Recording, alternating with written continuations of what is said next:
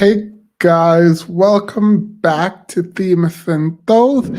So people have been complaining that my mic is low. I thought this was a really good mic, so I'm gonna put it closer to my mouth.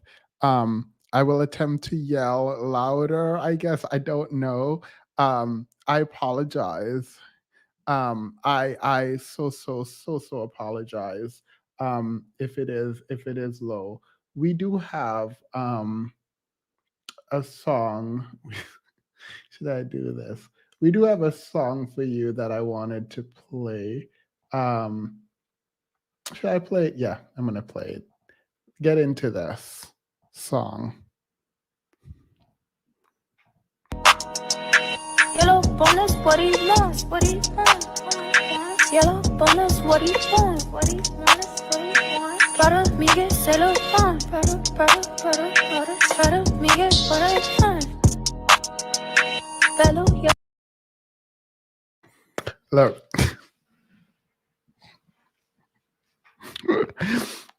Period. All right.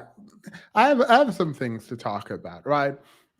There's a couple of things that I think we should talk about. This is going to bleed into the Woman Kings discussion, which I decided that I'm gonna do last. Hey, Sober Bobo, how are you? Before we get into any of that, welcome to everyone. Welcome. Welcome.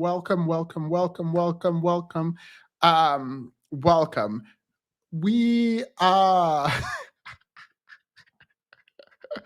Y'all need to stop. I do have some announcements to make. The first of which is our next debate is going to be either the end of this month or early next month. Please email. This is the email you should send your position to. The debate prompt is: should people who are financially insecure have children? Hey, Sinji, welcome. Welcome, Chica. Welcome, Tiff. Welcome, Olivia. Welcome, everyone. Please send your email. We're going to set up this debate. And I'm very excited about this debate. So that's the first housekeeping matter. There's a second housekeeping matter that we were discussing. A group of attorneys were discussing this, and for the people, by the way, who are saying yes and no in the comment section of that community post, when you hit the community tab and you see it, you can email the person that you want to be a part of the debate. Please email the person and that you want to be a part of the debate and what position you're holding. Please hit the like button. I do actually need to remember to say this because it's very helpful. You can also hit the dislike button. If you don't want to do it now, do it at some point before you leave. Either like or dislike, it doesn't really matter. Just engage. Right. California. So California did something that I think is quite interesting. California passed a bill. California bill limiting use of rap lyrics in criminal trials signed into law by Governor Newsom. This is interesting. California is very liberal, right? It's one of the most liberal states in the world, I think. Not in the world, but at least in America. And it's interesting because the people, it seems, who are anti-libs are the ones benefiting from the bills being passed. And it's an interesting thing because rap specifically, I'm not talking about any other art form, but rap specifically has, I thought, at its core, a kind of a realness. And in that realness is this idea that I stand behind that which I say. And while we would exclude general character evidence out of the courtroom, and we should exclude if we want to be fair, right? But you would think rappers would stand firmly behind their lyrics, and if they say I'm a thug and I KIL, you know what, other people, and I will do this and I will shoot you, or whatever the people say in rap. You would think they want to like claim that, but the rappers were all out here advocate. Look, advocate for what you want to advocate. There's an advocacy team pushing back against the utilization of rap lyric in court. Now, there are going to be certain kind of circumstances under which they will allow rap lyrics to be used. Um, I actually think that uh, consider when we consider sort of specific factors when we're balancing the probative value of evidence against the danger of undue prejudice, rap is going to be, and if your lyric is horrible, it's going to be prejudicial. Like it just is what it is. But maybe you should think about what you're putting out into the world. And I'm not opposed to sort of gangster rap. I'm just very weirded out by the fact that so many people oppose their lyrics being used against them when in my mind, like rappers are supposed to be like very willing to stand behind what they say. I don't know. I don't know. I don't, the Young Thug situation is obviously what brought this to the forefront, and California, unlike Georgia, now, Georgia is Republican. So interesting. Let me step out of law for a moment. It's interesting that the men online who are talking about they're advocating to be Republican, which I'm not telling you not to be, the people online who are saying, I want to vote Republican and I want to step away from the Democrat plantation and the Democrat plantation and blah, blah, blah, are the ones benefiting from the groups, right? Because if the Black manosphere is being honest, Black men are the ones who are going to benefit from the not using rap in a criminal trial. Like so the same people pushing back are benefiting. So I mean, it is a mess. I don't really want to. I don't care. Um, I actually think that art should have a sort of special way of being introduced, and limiting it is not a bad thing. I'm not coming at this from a legal perspective. I'm thinking, I thought the men who rap were quote unquote about that life. Like, aren't you about that life? Isn't this part of what is happening? Like, you are, I don't know. I don't know. It feels weird to me that you're going to hide and not want your lyrics to be shown. I thought you were a real one. and then, and then I was like, I thought you were a real one. I thought you were. Look.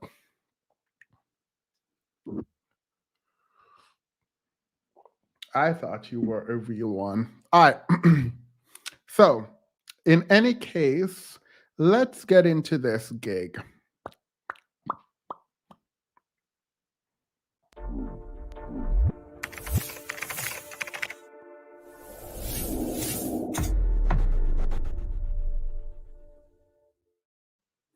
Yeah, I thought you were a real one. I thought yeah. Please, at the forefront of everything, please be respectful in the chat. Please mind how you are conversing with other people, and do not engage in disrespectful ways in the chat. It is not respectful. We're trying to create a good space where people feel comfortable being able to express what they feel in a way that everyone can digest without anyone fighting in the comments. Now you guys can go back and forth, and I'm here for that, but be respectful in it. All right. So I was going to start with the Woman King, but I'm not going to start with the Woman King. I am no longer heated. Thankfully, I've seen Chrissy, but I definitely saw Paris cover this, and just now Cynthia G covered it, and I think all the women I see covering it, and some men covering this topic with B. Simone and Kendra G and Donnie Lay, everyone who's covered it seemed to be on one accord.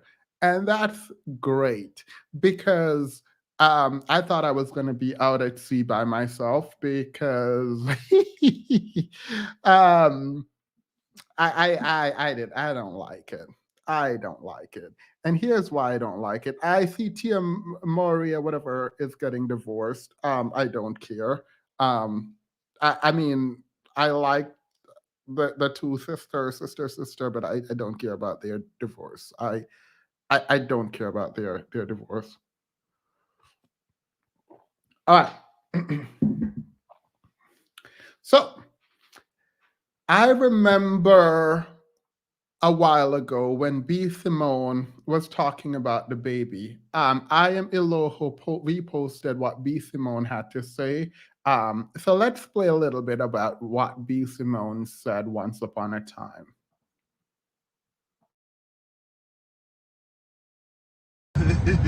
I see it. You can see I can be Puerto Rican. Just a little bit. Like, bitch, she from DR, I'm from PR. The heck? Yeah, that will never not be cringy. But welcome back to my channel, Mother Suckers. Hey, and said that she has the upper hand because she's Latina, she's spicy, she's slim, she's young, she's beautiful. Y'all remember that. Well, Danny Lay has used that same upper hand, okay, to get B. Simone removed off of an episode of Wild and Out. So I went looking for the episode and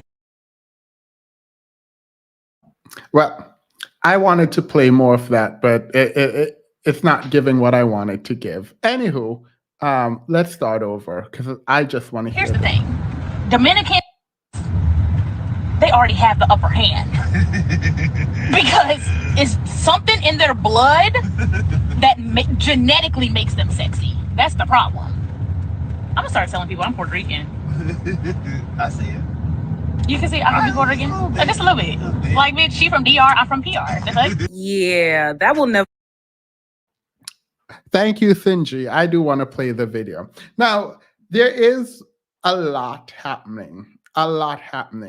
And I think part of all our collective problem is that a lot of the women who are talking, they're doing so in a way that is disparaging to their own image. And the question comes up a lot about who participates in their own degradation, right? I'm waiting for the video and I'll play it in a moment. But it's about who participates in their own degradation, what it does to people, how people engage ultimately, and what they accept. And I do believe part of what is happening, I don't know if B. Simone is mixed. I don't know if she's Black. I don't know what B. Simone is, but it doesn't matter. I think for a lot of people, when things happen like this, there's an assumption that she's Black, of a lighter skin, and upholding the system of colorism, ultimately racism, but colorism and the hierarchy of colorism and her position below another woman in the hierarchy of beauty, right? This is going to come back up again. And as thanks, Sinji. Let's play the video in not in full, but some of it.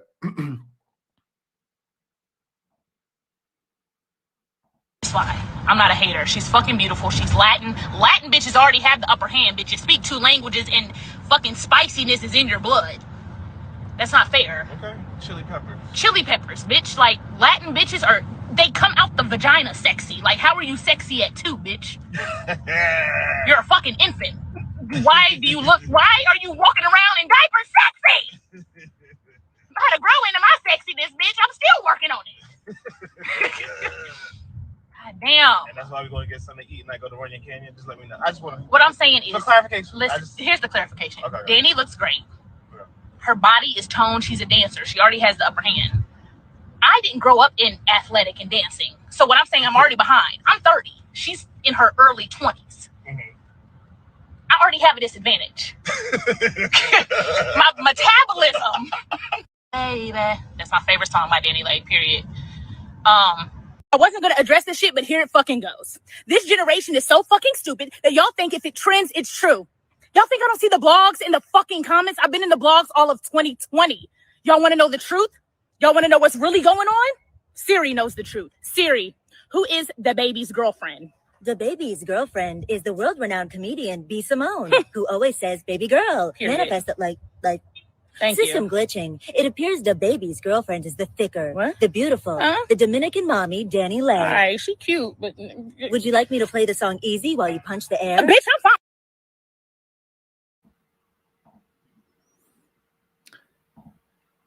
So I am going to talk at some point when we get into the discussion later about controlling image.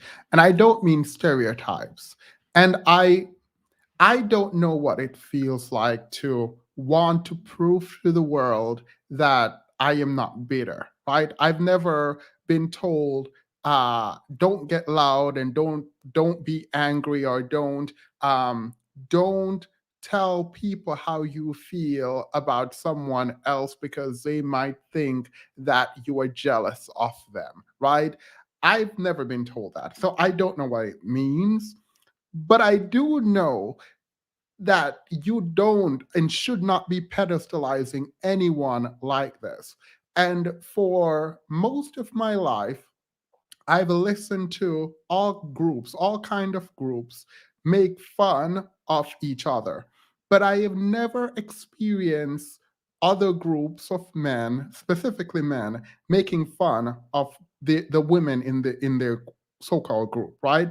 So that obviously we've been talking about. We've been very overt about sort of the misogynoir that exists within the Black community. We've been talking about the colorism that exists in the Black community. But I think what we don't generally do is talk about sort of how women perpetuate these notions and elevate certain groups of women above them. Now, I will preface this by saying it is a culture that pushes these ideas, right? And so if we accept that the culture prioritizes certain skin tone, then it makes sense that other groups of people, Black women, dark skinned Black women in this case, will also internalize a lot of this, right? But why put it out there? And she's not dark skinned, right? So even within the colorist hierarchy, there are levels, right? Featureism comes into play. So there is dark skinned women, there's brown skinned women involved, there is lighter skinned women. And when both women are light skinned, it goes into the hair texture and the eye color, and all of that foolishness gets calculated into creating a hierarchy where women fight each other, I guess, to be a part of and seen in that system. And I don't think a B. Simone is going to want, and this is me kind of theorizing, is going to want to disrupt said system because, quiet as it's kept, she is a beneficiary of said system. I'm not saying she's not fun. Well, let me leave that alone. I don't have to get into this. But in the beauty hierarchy as it exists today, when colorism reigns supreme, in our culture, in the Black community, she is prioritized, but she is recognizing other groups of women being prioritized over her, right? And she's not saying, oh, this is wrong, or she's not pushing back against it. She's conceding. She, in this video, she's conceding that, oh, Donnie, she's better. She's the one who got the man. The man, by the way, is the baby. Wait, just FYI, just an FYI, the man that they are all doing all of this over is the baby. So I think Sinji would say they get the same Black man. They get like there is no. I wish I could say this in a way that allows people listening to feel it. You don't win in the system, the prize you get is a colorist. Like, you there are benefits for people who are in the system, right? There are benefits to people who are at the top of the beauty hierarchy. There's capital in it. But I promise you, on an intimate relationship level, if the man you are with is with you because of your skin color, you did not luck up. You did not win a prize. You did not, unless you're going to actually think about how you can use him to get where you need to go and then move on quickly, because you can be replaced. You can and will be replaced, actually. If your skin color is all that matters, then your skin color is going to be found in everyone else, in other people, everywhere else. I saw someone said slow down the chat, so let me do that now. But I'm not here to talk about colorism today, not in that direct way. Colorism is going to come up when we talk about how B. Simone and Kendra G, after defending this person, um, essentially found out what it means when society says these women will prioritize themselves and they don't really care about you, and they will try to get you removed in an effort to make themselves do better, right? Be I don't care what Kendra G says. I don't care what Donnie Lee says. I am pretty sure that Donnie Lee was aware of her team saying that she don't want Kendra G to interview her. I'm pretty sure, but let's get into it. So, Donnie Lee and the baby had a whole bunch of issue. I don't really care to get through all of it. So, for those who don't know, a quick rundown is this. Donnie Lee is an artist of sorts. She's an artist of sorts. And she and the baby, who is a rapper, a grown man, by the way, it's not a child, but a grown man named the baby, came together and made a child. Now, there was some cheating going on with a dark skinned woman who was the baby's mother, and that happens. Now, the baby and Donnie Lee are dating publicly. B. Simone is praising B. Simone is praising Donnie Lee because Donnie Lee is some sort of beauty queen in her mind. She is the pinnacle of beauty. And so she's praising Donnie Lee, and she's like, I bow out. I cannot compete with Donnie Lee. B. Simone is a separate woman. It's not the baby mama. It's a separate woman. All right, great, fine. The baby embarrasses Donnie Lee on Instagram Live, call her side chick and all of that foolishness. And a bunch of Black women decided to jump in and say they need to protect women and they need to rally around this woman, blah, blah, blah. All right, this is the interesting part. Most of the women who came out to speak on behalf of Donnie Lee being dragged by her baby father across Beyonce's internet were Black women, dark-skinned Black women. Now, Donnie Lee made a song. I played a little bit before. It is a song called Yellow Bone is What He Wants. Now let's play Yellow Bone is What He Wants in a moment, and let's listen to what she's actually saying and then move on. Yellow bone is what he wants, what he wants. Yellow bone is what he wants, what he wants, what he wants. Para Miguel se lo van, para Miguel what I want. So outside of being absolutely disgusting and horrendous to listen to, outside of not having any rhythmic value, outside of just being pure trash, the song is about colorism, essentially. But it's nothing new. It is essentially saying exactly what a lot of these rappers have been saying. Yellowbone is what he wants. Now, this, however, is a woman coming in and saying, I am what he wants, unlike y'all, right? Unlike y'all. So she is saying to the world that having this phenotype, is above you in the eyes of this man. And I have this man. I have your man, essentially. We're going to get to this in a moment. Get to a friend of hers who came out. And so in all of the chaos, Black women decided that they would surround her and protect her and feel her pain and somehow live through her. And I'm like, all right, this is weird, but I guess they think it's a song is a song is a song. Until I heard this woman, um, and she had something to say about what Donnelly had said privately. Let's take a listen. I won't put it on the screen. Let's take a listen to what this woman said Donnelly was saying. Afro-Latina panel with Danny Lay several weeks before Yellowbone. And behind the scenes, while they were doing mic checks and everything, we were talking about the Afro-Latin experience. And I don't know if she thought I was one of those I know Black Dominicans, but she was real candid with me. And she told me directly to my face, I don't consider myself Black, but I like Black music and Black men. And I wish Black women weren't so jealous about it. She said it to my face. And then we had a conversation where I said, sis, I need you to never say that in public. And I tried to tell her that she needed more education around the Afro-Latin experience.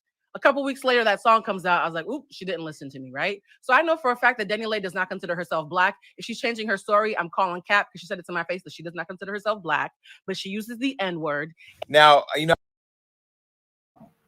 All right, so you might hear a woman trying to out Donnie Lee and drag Donnie Lee. That's not what I heard. I heard a woman, a Black woman, she's a Black woman, by the way, telling Donnie Lee to not say how she actually feels in public. Now, I don't know why your suggestion to Donnie Lee would be don't say that publicly. Like, that doesn't make sense to me. Why would you protect her, right? It's not like she has grown and evolved and you think this is your friend who likes Black women. She says she wishes these Black women weren't jealous of her. And instead of you saying, oh yeah, you know what, you should go and tell every Black woman that. Go out. You said, no, don't say that out loud. So you recognize who she is. You're still her friend and you're attempting to protect her in that moment. This, by the way, is the problem that I'm having with Kendra G. B. Simone got what she got. I don't feel bad for B. Simone. I don't really care about B. Simone. The only reason I'm even talking about this is I do think that we generally should be less forgiving in terms of what people do with the image that we have, right? So as a Black man, I am not very forgiving of anyone who disparages my image, including other Black men. This is why I push back. As a Black woman, it is my belief, and I'm not telling anyone what to do, so this space is actually kind of awkward, but it is my belief that withdrawal of support is fundamentally important when you realize that there are people who are not for you. Let people call it jealousy, let them call it whatever it is, but why would you support someone who is obviously a colorist just to prove that you are not hurt and you're not bitter? In walks Kendra G. Now, Donnie Lay told Wildin' Out by Nick Cannon, right, that she did not want to film with B. Simone, and the group decided that B. Simone would sit this one out. Now, can you imagine? I wouldn't even have a problem if I were B. Simone. I wouldn't have a problem like that with Donnie Lee. I just would never speak to her again. She's out of my life, whatever. But the people who you work with decided that they would rather have her on the show and told you to sit this one out. No, yeah, I'm going to have a problem with the people I work with. So let's look at this foolishness. Like, B. Simone actually thought someone was going to sit here and feel sorry for her. Look at this. That you were supposed to appear on an episode of Wild and Out, and that another female guest persuaded producers to take you off the show. Is it true they took you off the show?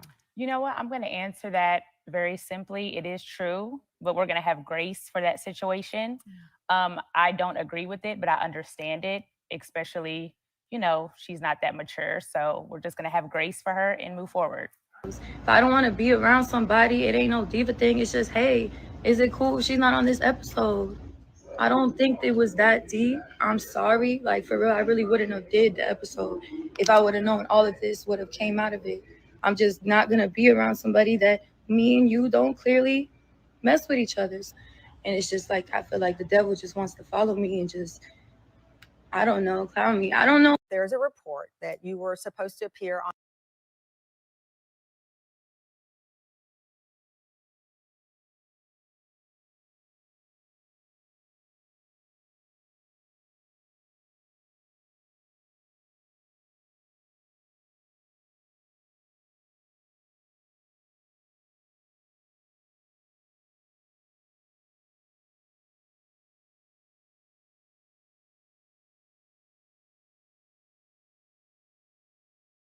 Thank you all.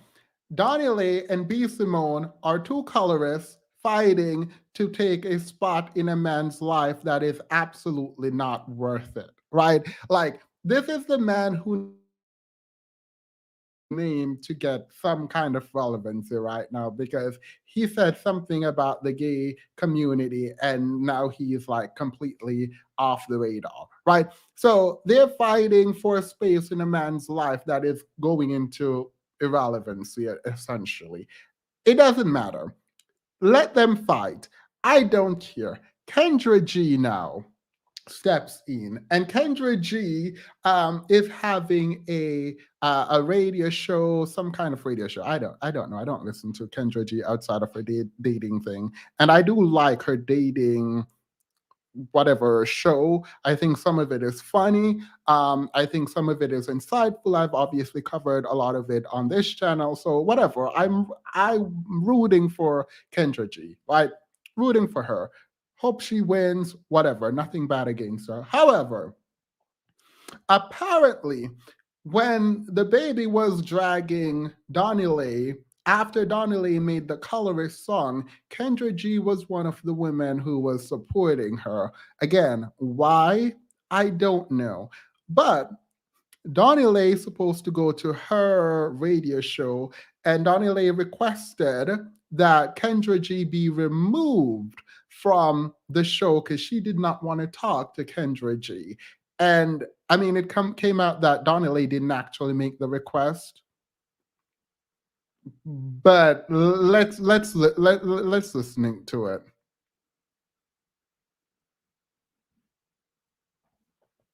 And this is from the Impressive channel. He went completely off. This goofy ass person of the day award goes to Danny Lay, and let me tell you why. Danny Lay is in the city of Chicago. I don't know why. Probably got a high school appearance. Who the hell knows? But she was show, and she requested that I, Kendra G, be removed from the interview because she was uncomfortable talking to me. Girlfriend, this ain't wilding out. You ain't gonna be Simone me. Now your whole interview has been canceled. But I'm trying to figure out, why didn't you want to talk to me in the first place? I actually been on the radio defending your honor. I really felt the way when your baby daddy played you on that infamous IG Live and I defended you on the radio. Now, shout out to B. Simone, who I know in real life, rock with in real life, but I actually understood why you didn't want to do Wild Out with her. But I'm still trying to figure out why the hell you ain't want to talk to me. Now, are you nervous? I'm going to ask you the questions that need to be asked. Like, are you still sleeping with your baby daddy after he beat your brother up and played you on the IG Live? And you know what? I probably would have asked you that question because I need to know. Because if you forgave him, that means I need to forgive him. Are you nervous I was going to bring up that whack-ass Yellowbone song? Girlfriend, I don't care. You can make a song about your skin tone and celebrate it. I love being a dark-skinned woman. Ain't no whack-ass song like that going to make me insecure about my complexion. Are you nervous that I was going to ask you, like, how did it feel to be a girlfriend thinking you was better than all the baby mamas just to become a baby mama and get treated worse? And you know what, Denny Lay? I probably would have asked you all those questions because guess what? That's my job.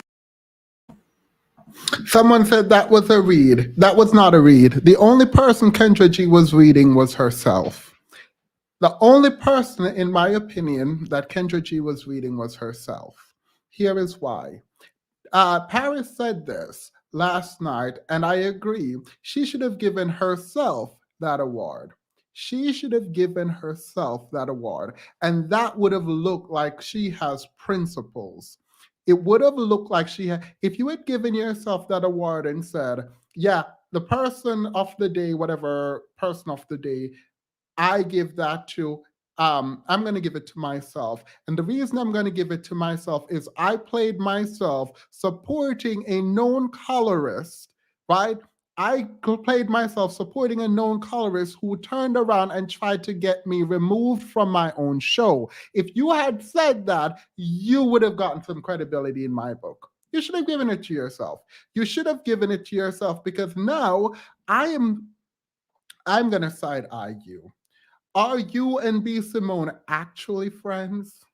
Because you said you rocked together, but in the same breath that you said you rocked together with B. Simone or whatever, you said you guys are essentially friends, but you understood why Donnie would be allowed in your mind to stop another woman from doing her job and getting paid. You understand why that would happen? Like, really? So you're in the same breath that she's trying to stop your bag, right? In the same breath that she's trying to stop yours and she's already stopped your quote unquote friend, you are justifying that she can stop your friends but not yours. No. No. Then you go, why don't you want to talk to me? Because she don't have to. She didn't tell you to defend her. You're sitting here talking about, oh, I defended you, and like, who asked you to defend her? Did she ask you to defend her? Why are you now throwing it in her face that you've defended her? No one asked you to do that. Literally no one. In fact, she very clearly didn't want you to defend her. She told you Yellowbone is what he wants, and she essentially said that she was better than you and every dark-skinned woman. Why exactly are you defending this woman? And why are you telling us that you were defending her? Why are you telling her that you were defending her? She does not want to talk to you. She does not want to talk to you. It is what it is. She don't want to talk to you. And no matter how much you say, oh my God, I defended you, it's not going to make her like you. I promise you, she's not going to like you anymore. She is not going to like you anymore. So yeah, you should have given yourself whatever award that was. You should have gracefully took your award and sat in your corner and say, you know what? I shouldn't have done it. I should not have defended a woman who made a song saying Yellowbone is what he wants, attacking another Black woman. I should not have sat here and talked about how B. Simone, her trying to get B. Simone off the show. You understand how another woman is trying to get your quote unquote friend off the show. You understand how another woman would be trying to get your friend off a show. Absolutely not. You guys are not friends. You guys are absolutely not friends. I don't believe for a second you guys are friends or that you quote unquote rock together. Was my other page time that I can't chat or super chat that Ray? I don't know. I hope not. Yeah. Someone said, treat them like a celebrity and they will treat you like a fan. And she is a fan. It is what it is. She is a fan, and that is what it is. So after all this foolishness, after all the foolishness, all of it, Kendra G and Donnie Lay came back out together to say it was a complete misunderstanding and that they were friends. All right, cool. Which part is the misunderstanding? Tell me which part is the misunderstanding, because it's sounding to me like the misunderstanding was that she did not actually want you to be removed. Her team wanted you to be removed. Now you need to figure out why her team wanted you to be removed. And also, now that she's not attacking you directly, you're okay with the Yellowbone song. You're okay with her removing B. Simone from her spot for that one show. You're okay with her behavior so long as she's willing to talk to you? No, you are absolutely wrong. So let's hear how the PR stunt worked and how Donnie Lee is able to use all of these people to promote herself, because you are not going to convince me that Donnie Lee team requested that Kendra G not be a part of an interview without Donnie Lee knowing. And even if she didn't know, why would your team be removing Black women from interviews? Like, you and Kendra G do not have an issue as far as the world is concerned and as far as Kendra G is concerned. So y'all didn't do anything. There's not a fight. There is nothing happening. But your team just randomly decided that Black women in that interview should not be there for no reason. Sounds like not only you are colorist, it sounds like your team is colorist and hate Black women too. So I'm going to have a problem with your team. I'm going to have a problem with doing an interview with you where your team do not like Black women. I'm not going to be hugged up on you like Kendra G is doing in this. Look at this foolishness. We both were telling our truths, as in she genuinely didn't know about the interview. Her team genuinely conveyed that she did not want me a part of the interview, which then promoted me to do that video. And girl, if you hate me for life, I don't. If you hate me for life after that, she ate me up though. I understand. I want to say this: there's no joy in my heart in what that. Did Donnie just say she hit? Whatever. That energy that the video brought to you. I don't have joy in my heart. It was just that was my truth. You know, this is what I do. And for someone to say that, speak on her behalf and tell my radio station that she's not comfortable interviewing with me, she'll do it with other people, you know, I'm gonna go hard in the paint. I understood. She was mad. She always rides for me too. So I was and that was the thing. Yeah. As a woman, you know, there were certain things that you live life in front of the world. And I'm a woman. I made mistakes in dating past, but there was no camera following me. So there's a sympathy that I do have for you in that way. And there's only things you're going to learn in the journey of dating. It's just that you're doing it in front of the world. Yeah. So I do have a sympathetic poem in my heart for her. But then, you know, girl, when I feel like I'm being attacked, I'm going to attack. Right. So I just want to say this. We talked. We did. It was a misunderstanding. People behind the scenes did some things they shouldn't have did. At all. And speaking for me, which I was not aware. And we're not going to give, I mean, we there's certain names we just can't share, but she did not know, but I genuinely was told that her team spoke for her, but they misspoke for her. Yeah. So, but we probably ain't going to do that interview, child, because I got to ask you a question. I already know. And I don't know if you want to answer those questions, girl. So, but listen, let's send her positive love. Let's change that energy I sent out yesterday.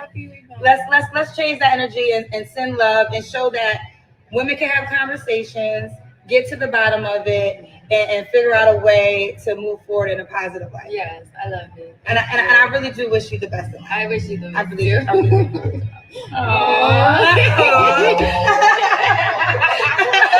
But we ain't gonna do that interview, child, because them questions she gotta eat me up. Child, I can't answer anything. No, I won't ask her.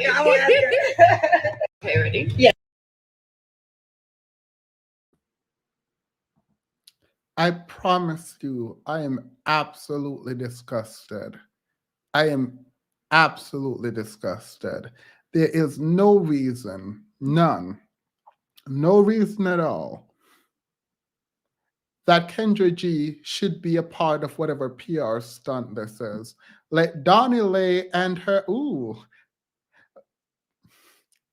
let Donnie Lee and her team clean up that mess. Let them, they would have to do it without me. Donnie Lee would have to shove whoever said I couldn't be a part of that interview. She's going to have to wheel them out on a wheelbarrow, shove them in front of the screen, and let them confess that they're the one who did it. And they're going to also have to explain why they did it. The idea that Donnie Lee do not want to interview with Kendra G does not come out of nowhere. Someone is making decisions behind the scenes regarding Black women and their interaction with Donnie Lee. Someone is doing it. So I hope, Kendra G, I hope you're watching. You're probably not. But if you are, the first question you should ask when you guys sit down is simply this. Who? Who did it? And if you already know, why?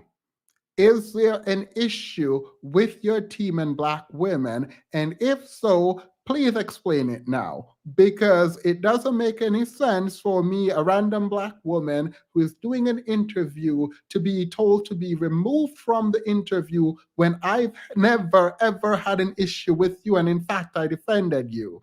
I don't know why. Actually, no, don't ask her that. You deserve it. Actually, they all deserve it. If this is what y'all wanted, this is the person y'all chose to be there, then maybe Yellowbone is what he wants, and maybe this is how it should go. Because that makes absolutely no sense to me. And on that note, I'm going to go into the Woman's King, because actually I'm very annoyed. I'm annoyed with all of this, but I'm more annoyed at Kendra G for letting herself be used to clean up Donnie Lay's image. No, she made that mess. She should lay in it. So I am done. And when I play this outro or another intro, we're just restarting because I don't want to have anything to do with it. I thought I wanted to talk about it, but as soon as I heard it, again, I became frustrated and annoyed.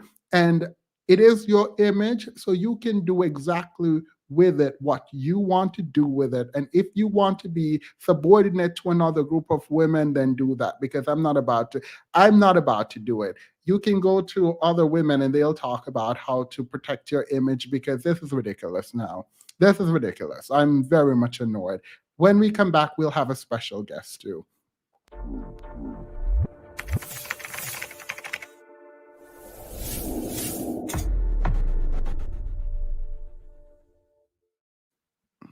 Hey, you're muted. Hi. How are you? I like the background. I know. It's wait, I can hear myself. Can you hear me? Yeah, I can hear you very well. Okay. Yeah, no, it's cooled off down here. We had a heat wave a while ago. So while I'm out here, I'm gonna be watering my plants and doing stuff while when you're talking. But yeah, no, I thought it's nice outside. I got the golf course over here. I got my trees in the back. So anyway, you look wonderful. Thank you. Sorry for sending a super chat, but why am I in timeout for voicing an opinion while keeping to all the community guideline? I don't know. You might need to email me. Thank you, though. People are saying pink pill, pink pill. All right. So hi, everybody. Did you watch the Woman King? Are you talking to me? Are you asking me? Yes. Did you watch? Yes, I saw it today. I was supposed to see it on Sunday. I was going to take the kids, and unfortunately, we just had other stuff going on, and I couldn't go. But I saw it today because, you know, I'm a woman of my word, and I love you. So I was like, I got to do this. So at 11:20, I went to go see it at the movie theater, and I was by myself with my popcorn, and I got to say, it was an experience. What was that experience? Because I have a lot of thoughts. I have a lot of feelings, but I needed someone else to sort of balance it out, because I might just be looking at this from just a male perspective. Yeah. Okay. So my overall thoughts is that it was a very well done movie. I went in, I think it probably helped that I went in with really low expectations. I initially, I even think I wrote a tweet on like, is this yet another, you know, meme of the Black woman warrior who's just, you know, rah, rah, rah, rah, rah, super masculine, and, you know, just no layers to our femininity at all. It's just another perpetual stereotype of who we are. That was the expectation that I went going in, because I was like, Woman King, like you can't even name her queen. Yeah. So I was like, I felt like that was just, you know, that might be seen as disrespectful, and I took it as kind of disrespectful, and I was just like, this is another movie on my list of things not to watch. So Prince Petty said it's an allegory for the Black community, and I find this interesting because he's right. All right, so that do you think it was in some ways a very overt disrespect to Black men? To Black men? Is that what Prince Petty thought? I don't. No, no, no. Mhm. No, go ahead. Go ahead. I didn't feel that it was a disrespect of Black men because there were Black male warriors fighting right next to the women. So I'm not sure I understand if he's saying that it makes Black men look weak. No, I mean I saw that there were men there fighting as well and fighting very skillfully. So I didn't sense that. We can go a little bit into the different archetypes of Black womanhood and femininity that I noticed and picked up that I think is probably important later on. But I would say in the fact that it's an allegory for the Black community, I would agree. And that's because of the multi-layers of it. And I would say the principal thing is our willingness to sell each other out. Mm. So, I mean, if that was where if Prince Petty was going there with that, I would have to agree that yes, it's an allegory for the Black community that we were willing and complicit to hurt one another, and we're not especially noble. So the Dahomey tribe, by the way, we will talk a little bit about sort of historical context and inaccuracy and slavery, but I want to stick first at sort of womanhood and your view and the movie's view of womanhood. Before you get into it, I want to point out that the producer, this is the producer. And they ask sort of why what sparked her to produce and develop The Woman King. And she said, The Woman King was definitely born out of my love for the continent in general. It's based on women's history, a story I found many years ago about this army of women in the 17th century, 1800s. I was watching Braveheart and I was like, why isn't there a woman movie like this? So before you get into the sort of archetype, does this make you feel different? I mean, obviously you knew it was a white woman, but does that reality allows you to digest in a very different way than you would if it was Black sort of funded and created and controlled? Honestly, I had some feelings about it because I feel like we are in this sort of when it comes to white women and being the pedestalized in the past as being like the ideal version of what a ideal woman should be in terms of femininity and beauty and that being the ideal standard, and having her resonate with women who are not phenotypically fitting that stereotype. I can see how people would have a problem with that, but the fact of the matter is that she told a good story, and it was a well-balanced story, and she held up a mirror that I don't think we as Black people, at least in movies and storytelling, that we've done before, especially when you talk about the complicated mechanisms of slavery and how slavery was made possible. We don't really see that. I loved that. Brizington, welcome to the membership. Go ahead. So if people have a problem with a white woman telling this story, I would have to ask them why. And if you have a problem with a white woman telling this story, I'm going to ask you why, especially if I feel like she showed multi-layers of Black women. We can get to that a little bit later, but it wasn't just this stereotypical, we weren't portrayed as just one type of Black woman. Yes, the warrior side of femininity, which is what Black women are known for and sort of stereotyped into as if we can't be these other things, was definitely at the forefront. But I think she did a better job from what I've seen other movies done by quote unquote Black producers that want to put us into a box and perpetuate stereotypes, I felt like she was a little bit more fair in showing the multi layers of Black womanhood that I think a lot of Black movie producers, writers, etc., aren't necessarily doing.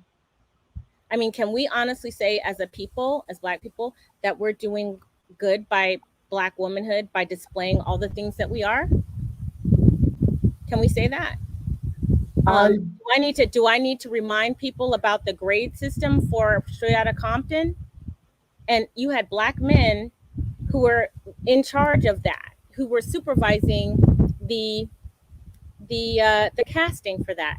Do I need to go back there and talk about the grade system? A was the light skin biracial, B was the brown skin, and C was the dark skinned woman, you know, and each one of those A, B, and C were levels of less femininity in their minds of how these women were perceived. A was the love interest, they were the appealing ones. B was in the middle, and C was just this, you know, the typical thing that we say: dark skinned, masculine, unattractive, nobody likes you, nobody wants to date you. And these were Black people who had the opportunity to be something different in that regard. And when they had that power to do so, they didn't. Yeah. Ask me if I have a problem with the white woman telling the story. Do you have a problem with the white woman telling the story? I have a problem with white people telling Black stories, and not because it's not good, but because I think that while I cannot say we can do better, because I actually agree with you on the Tyler Perry stories and the Straight Outta Compton stories don't measure up to this. I do believe this was a really well done movie. But I fear that white feminists see Black womanhood as a sort of archetype for what they want to be without having to go through the kinds of pain that allowed a Black woman to be where she is. And so I think a lot of what I saw, and not terribly, but a lot of what I saw is the ways in which white women would want to be, and the projection of that onto Black women.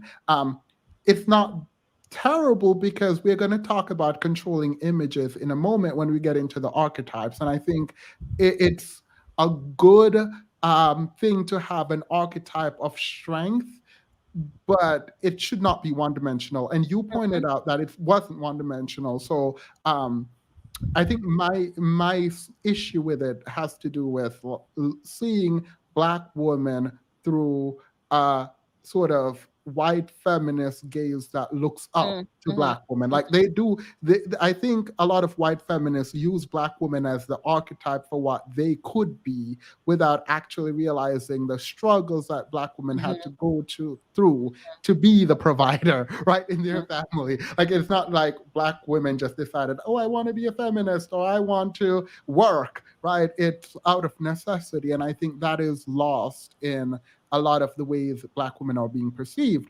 But you pointed out that there were multiple sorts of portrayal of womanhood. And I'm grateful you did. So, like, for example, the younger girl who we find out later is the long lost daughter of the main character, Viola Davis's character. She was with an abusive father, adoptive father. Wait 1 second. One. Prince Betty, I sent you the link, by the way. Go ahead. She was raised by an abusive father, adopted father, who basically was selling her off for marriage. And within 30 seconds of them meeting, he slaps the mess out of her. And she fights back. She says, you know, I will not marry someone who beats me. And then we see that the adoptive father brings the girl to the king as a tribute to him. And her character develops and she's multi-layered. Then we see that later on. We could talk about that later on. But I think that in that sense, I can see how white women would admire somebody who would say, I absolutely refuse to marry somebody who beats me. Yeah. And we oftentimes, I think, want what we don't have. So I can say, looking at white women who have always been the epitome, perceived as delicate and feminine and worthy of being protected instead of being the protector, I can tell you that a lot of Black women want that soft life. Like we've had this debates on soft life. So it's like many white women have had that. It does have a cost, right? Yeah. So the reason why I think white women may be fascinated with our strengths without really knowing what the cost is the same reason why we may want that soft life, that being taken care of, being protected, and not really understanding the cost of that. So I think we're both looking at through each other's lenses, kind of wanting what we don't have, but not really understanding the cost of what both of those things are. And you always desire what you don't have. If white women were so satisfied with being on a pedestal of being the epitome of beauty and femininity and grace and softness, then there wouldn't have been a reason for them to burn their bras.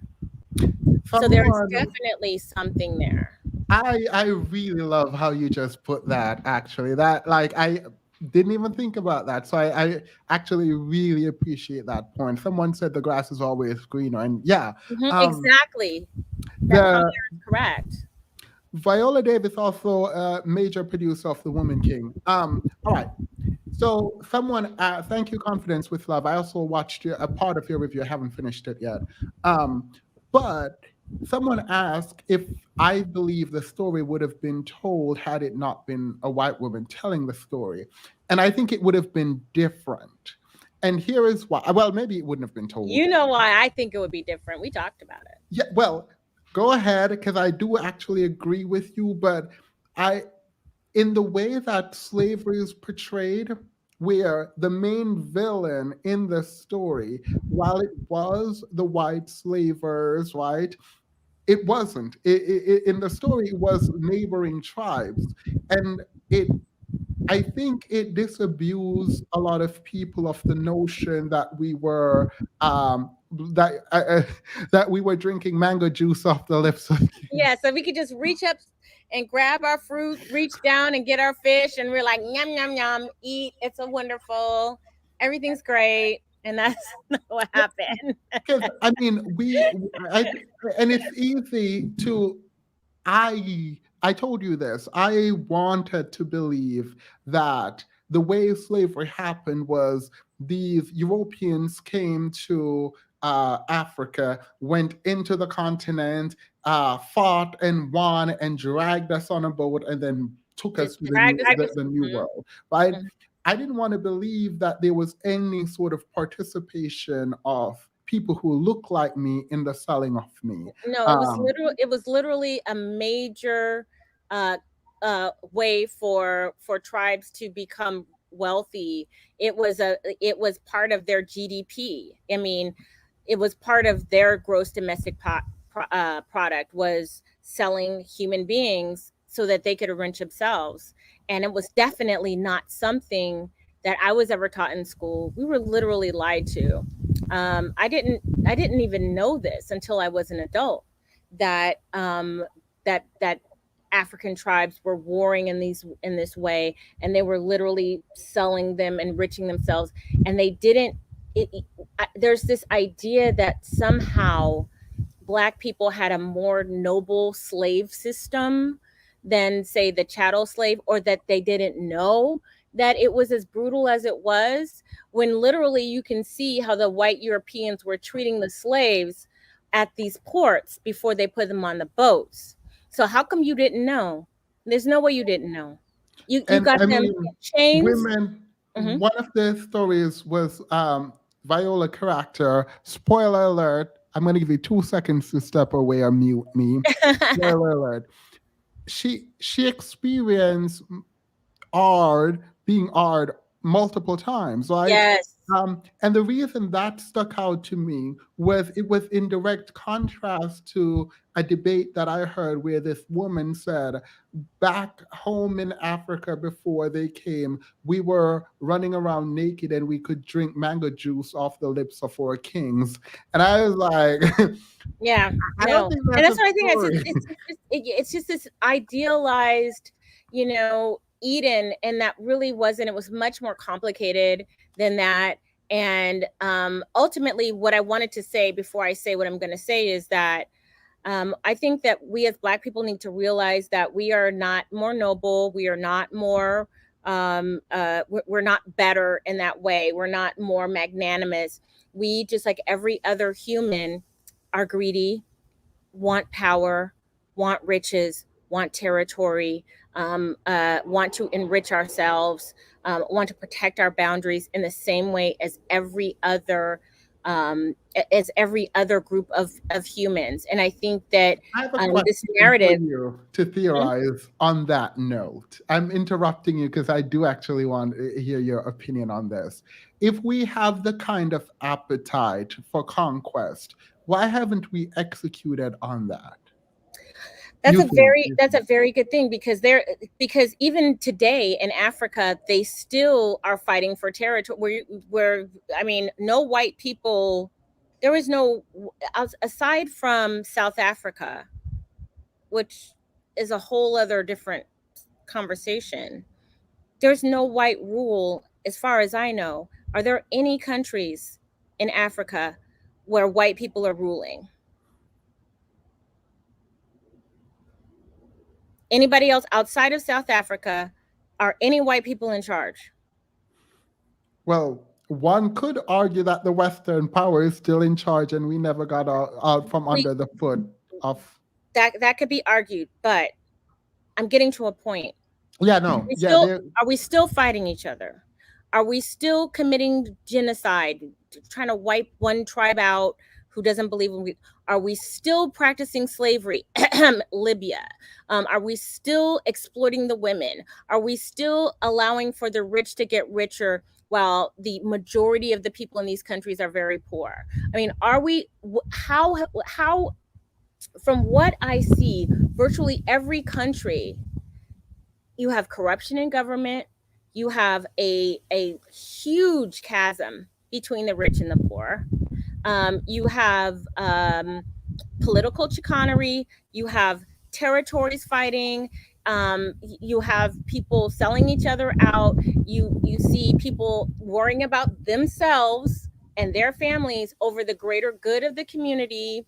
You see men who would rather buy designer shoes and live on dirt floors than to actually build a working water system so that their women don't have to carry 20-pound clay pots to the well every day to get water. Like, these things are still happening. This is what's happening right now. And what you also see is foreign influences being able to come in and take over strategically and exploit the resources that was by birth the ownership of Africans. Because for some reason we haven't been able to figure out how the richest continent in the world, why we're not a superpower. Why is that? Like, these are the things I keep seeing. You keep seeing this over and over and over again. There's documentaries about this. Countries that have been colonized by Europeans and nobody learned the lesson. Pillaged by colonialism and didn't learn the lesson. Like, there's one, I remember, put the one in the chat if you guys ever saw that YouTube video where the Chinese man was dressing down the Nigerian guy because he had to come in, him and his company have to come in and try to renew the railroad system. And they're like, listen, the English were here for 100 years or however long. You didn't figure out how to, you're still working a train from the 1800s. You still haven't figured out how to do this. You didn't look and see what he was doing. You didn't try to study. And that's the difference, I think, with like China, which is now a superpower. They admit, yeah, we were colonized. We were exploited. Yeah, we were done. We did all these things that weren't right. But while this was happening, we were looking at that white man to figure out what he was doing so we could put our own version on it. And now look at us. Like, China owns half of America. They're about to recolonize Africa. So what they did was, yeah, you got me. They admit they are accountable for the exploitation that they had, but they sat there and they watched that white man do it. And they didn't say, I can't do that, or that's not noble. That's ignoble. I'm not going to do that. It's like, no, I'm going to learn that and I'm going to be even better at it. And now Chinese are literally outsmarting white people. And this could have been us, but it's not. It's like we're still kind of there. When I see the movies like The Woman King, I see little remnants of that from the things that I see in Africa still being the case. We haven't grown from it. We have not learned the lesson. And what is that saying? If until you learn the lesson, you'll continue to have it be presented to you, or something like that. Do you know what I'm talking about, Tim? It's like, until you learn the lesson, you'll continue to have that thing that you need to learn from put in front of you. Yeah. I mean, I was kind of enthralled with kind of your theory of the world and our position in the world and lack of power. And do you think that there is a sort of complacency? Because I don't, to say Jamaicans, I can use Jamaica because I'm from there, right? To say we're comfortable would be a lie, right? As a country. I would say most of the Black diaspora isn't comfortable in terms of, or shouldn't be comfortable in terms of our position in the world. And so complacency might be a word, but it's not one based on us being comfortable or hopefully not okay with our position in the world. So why then, and I'll leave this open, why then? There's a theory that I heard that blew my mind. Oh, go ahead. Share it with you. This is not my theory. Okay, I just want to preface this. This is not my theory, but I want to know if this makes sense. So when you look at certain continents and certain countries where the weather is nice, you could literally freeze up theory and grab a mango. You can reach down and get a fish. You don't have to store food. You don't have to worry about getting through the winter. That part of you doesn't develop. So look at countries in South America. Virtually every warm weather country where the weather was nice, you had abundant rain, where you could grow anything. It was like an Eden. It was enough for everybody, versus these very cold climates where you have maybe 1 or 2 months of growing season where you can grow all the things that somebody in South America can grow 12 months out of the year. And then you populate and you're worried about how am I going to feed these people? How are we going to survive these harsh conditions that are coming up? And so you develop it out of necessity. Yeah. In order to survive, you develop those skills of conquering, of hoarding things, of thinking about the future, of thinking about legacy years and years down the line, because you got a whole lot of time to be cold and hungry. and then you look to acquire things. So you're like, hey, all right, we're just this little tribe, but this tribe over there, they also have land. They're also growing this stuff. why don't we just take their stuff? Like, look at the Vikings. The Vikings, I don't think were farmers at all. The Vikings would just take everybody else's stuff. They just would go in and just take everybody's stuff. And so if you look at these conquering nations, 9 times out of 10, they had harsh weather conditions, as opposed to places where you can literally pull down the fruit, reach down and get the fish, and it's warm, and there's not a lot, there's enough. There's enough. They said hard times create tough men, and tough men create good times, and good times create soft men.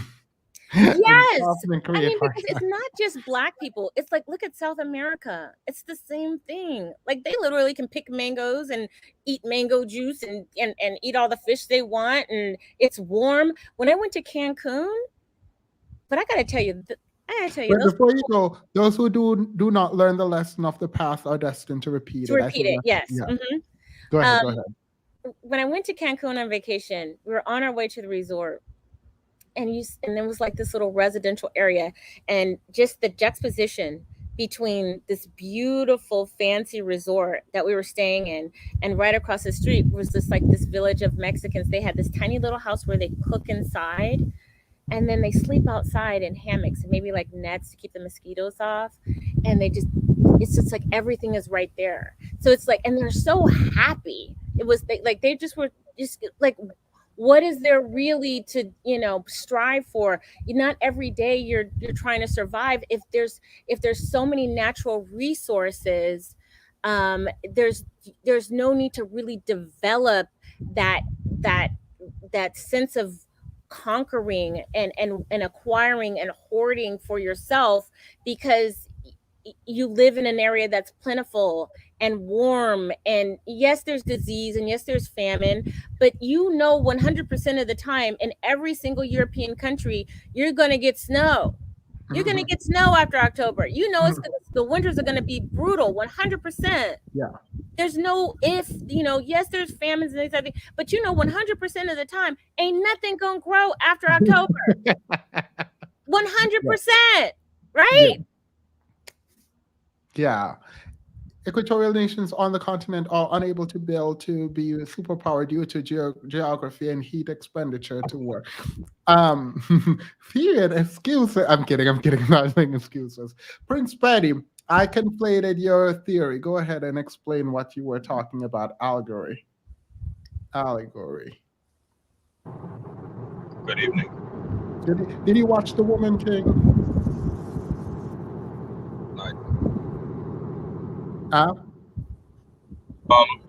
So when I said, we can't hear you. Hold up. You're going in and out. We can't hear you. Oh, give me about 5 minutes. Let me drop off and come back on. All right. So I wanted I'm still here. I'm just like, the wind is blowing, so I'm trying to pull in hair out of my mouth. So I'm just going in here. I'll just be a second while I get situated. Yeah. So we're going to get into, because I saw some people say that Viola Davis was a producer. However, there is a kind of historical sort of inaccuracy. And I do think that the movie is a form of art, and within art, there is a lot of artistic liberty. The question I have is, how much liberty is too much liberty? When you're telling a story that can be so fundamental to understanding of a group that did actually exist and did engage in the slave trade. Now, I was going around to try to confirm certain things, and then this popped up, and apparently Lupita was slated to sort of be the Viola Davis in the movie, and she rejected it because she did a documentary around the Agoji warriors, and she found out that they were extraordinarily brutal. That she interviewed people who were grandchildren, I think, of the survivors who were captured by them and enslaved. And the group, right, the Dahomey tribe, they were very much at least history is written in this way, where their existence as a tribe was at the forefront of the slave trade, and they were very much invested, and their economy was dependent on the slave trade. And in fact, they were not fighting against the slave trade, but they were deeply invested in it continuing. So to portray them as a hero is kind of disconcerting when the reality is that they were very much a part of it. Right? Are you there? You're muted. Yeah, no, I'm here. Like I said, I had to step away for just a second. I had to get myself situated inside. But yeah, so artistic license, talking about like the way that storytelling goes. I'm a writer, and so I understand this too, is that the way storytelling goes is people need to have somebody to root for. You know, if everybody's shit, you don't care about the outcome. You need to have somebody to root for, right? And if everybody's bad, you don't care what happens to them, right? So I think that the creator of this movie did allude to the fact that they acknowledged that this was very much part of the wealth that developed in that tribe, but that they were looking for other avenues in order to sustain themselves, like palm oil. I think, wasn't there something else? Gold. Yeah. Palm oil instead of selling humans. And just I think it was probably an opportunity that she used to make a political statement. Wait, before I'm glad you brought that up, because I was going to skip that. It didn't. I think one could argue that yes, the artistic license is odd because of the choice of saying they wanted it to be over with. But there was a decision that the king had to make, and he was juggling whether or not to end the slave trade or to continue it.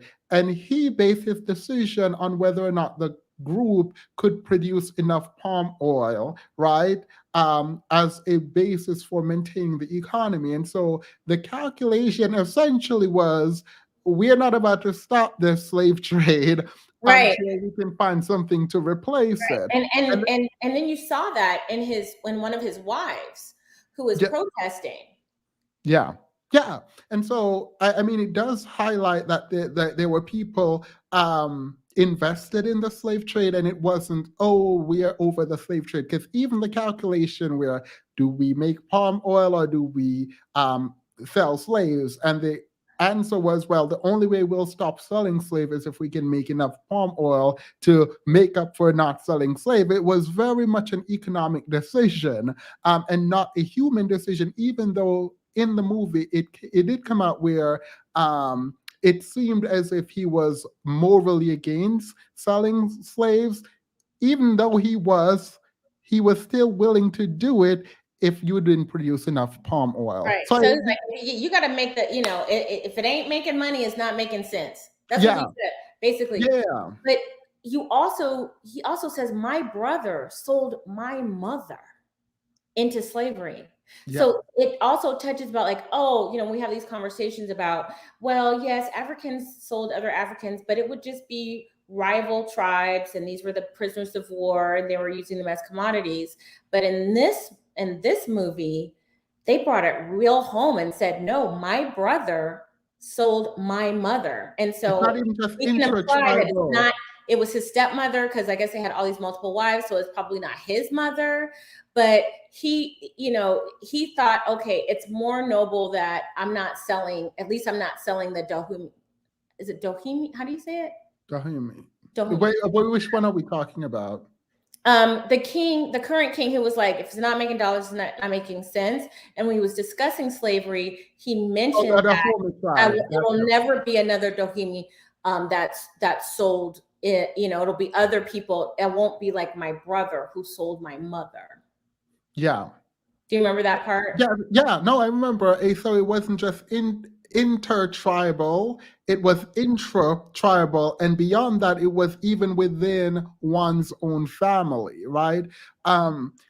Which, by the way, this is why I do take issue with artistic license, by the way, because I think for a lot of us, hopefully this is not the lesson, but I do know for a lot of people, this is it. Like there will be no further research. This is now history. Right.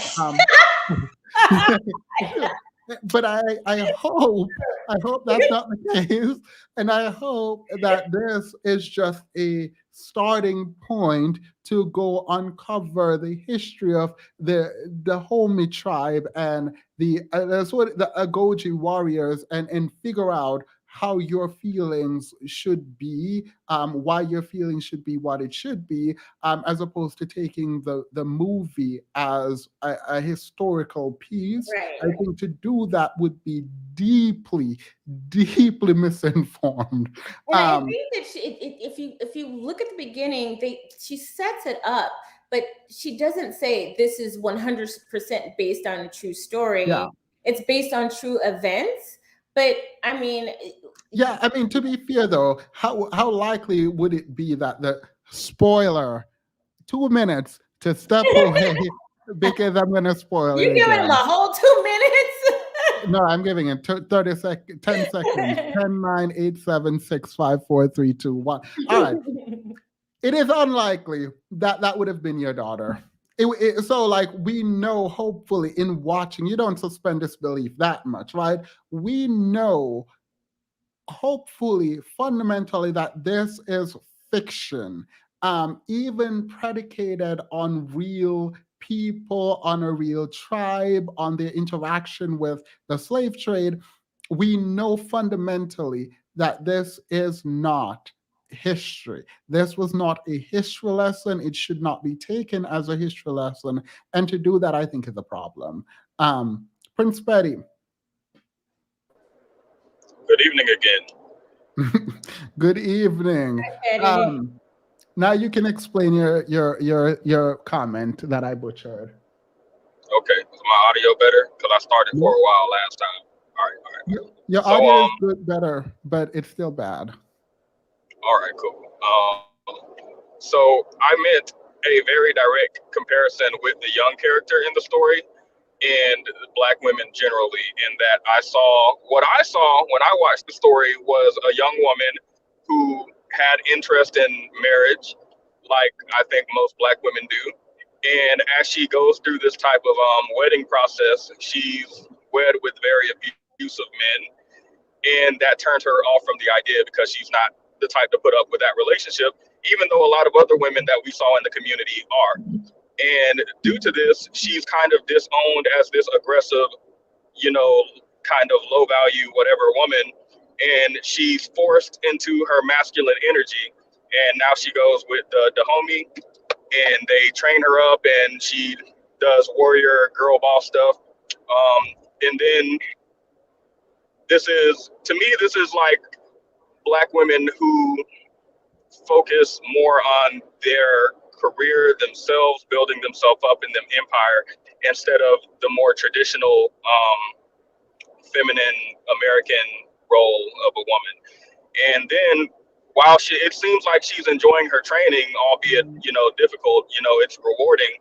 But at some point she gets reprimanded for trying to talk to a man. And this is when we see the side of her who, even though she's on her, gatekeep. What's that? Sorry. No, go ahead. Oh, even though she's on her girl boss journey, she still yearns for the type of traditional feminine to be able to rest in that. And she's kind of having this moment with either the general or the other girl. And she's like, why am I not allowed to be wed? Why am I not allowed to blah, blah, blah. So to me, this is, I was thinking of the Psychology Today study and how women today are saying, instead of being in a struggle relationship, I'd rather be single, which I think is good. but that comes with its own struggles. Like, we all want intimacy, and even though you don't want struggle intimacy, just being independent and being on your girl boss journey can be lonely. So that's what it meant to me. That's interesting because I do appreciate that view, and I particularly appreciate it because I think if we juxtapose it in the way that you did, this idea that your job and career doesn't matter would, in my mind, come from the first husband. Well, the first man who slapped her, who she was supposed to be married to.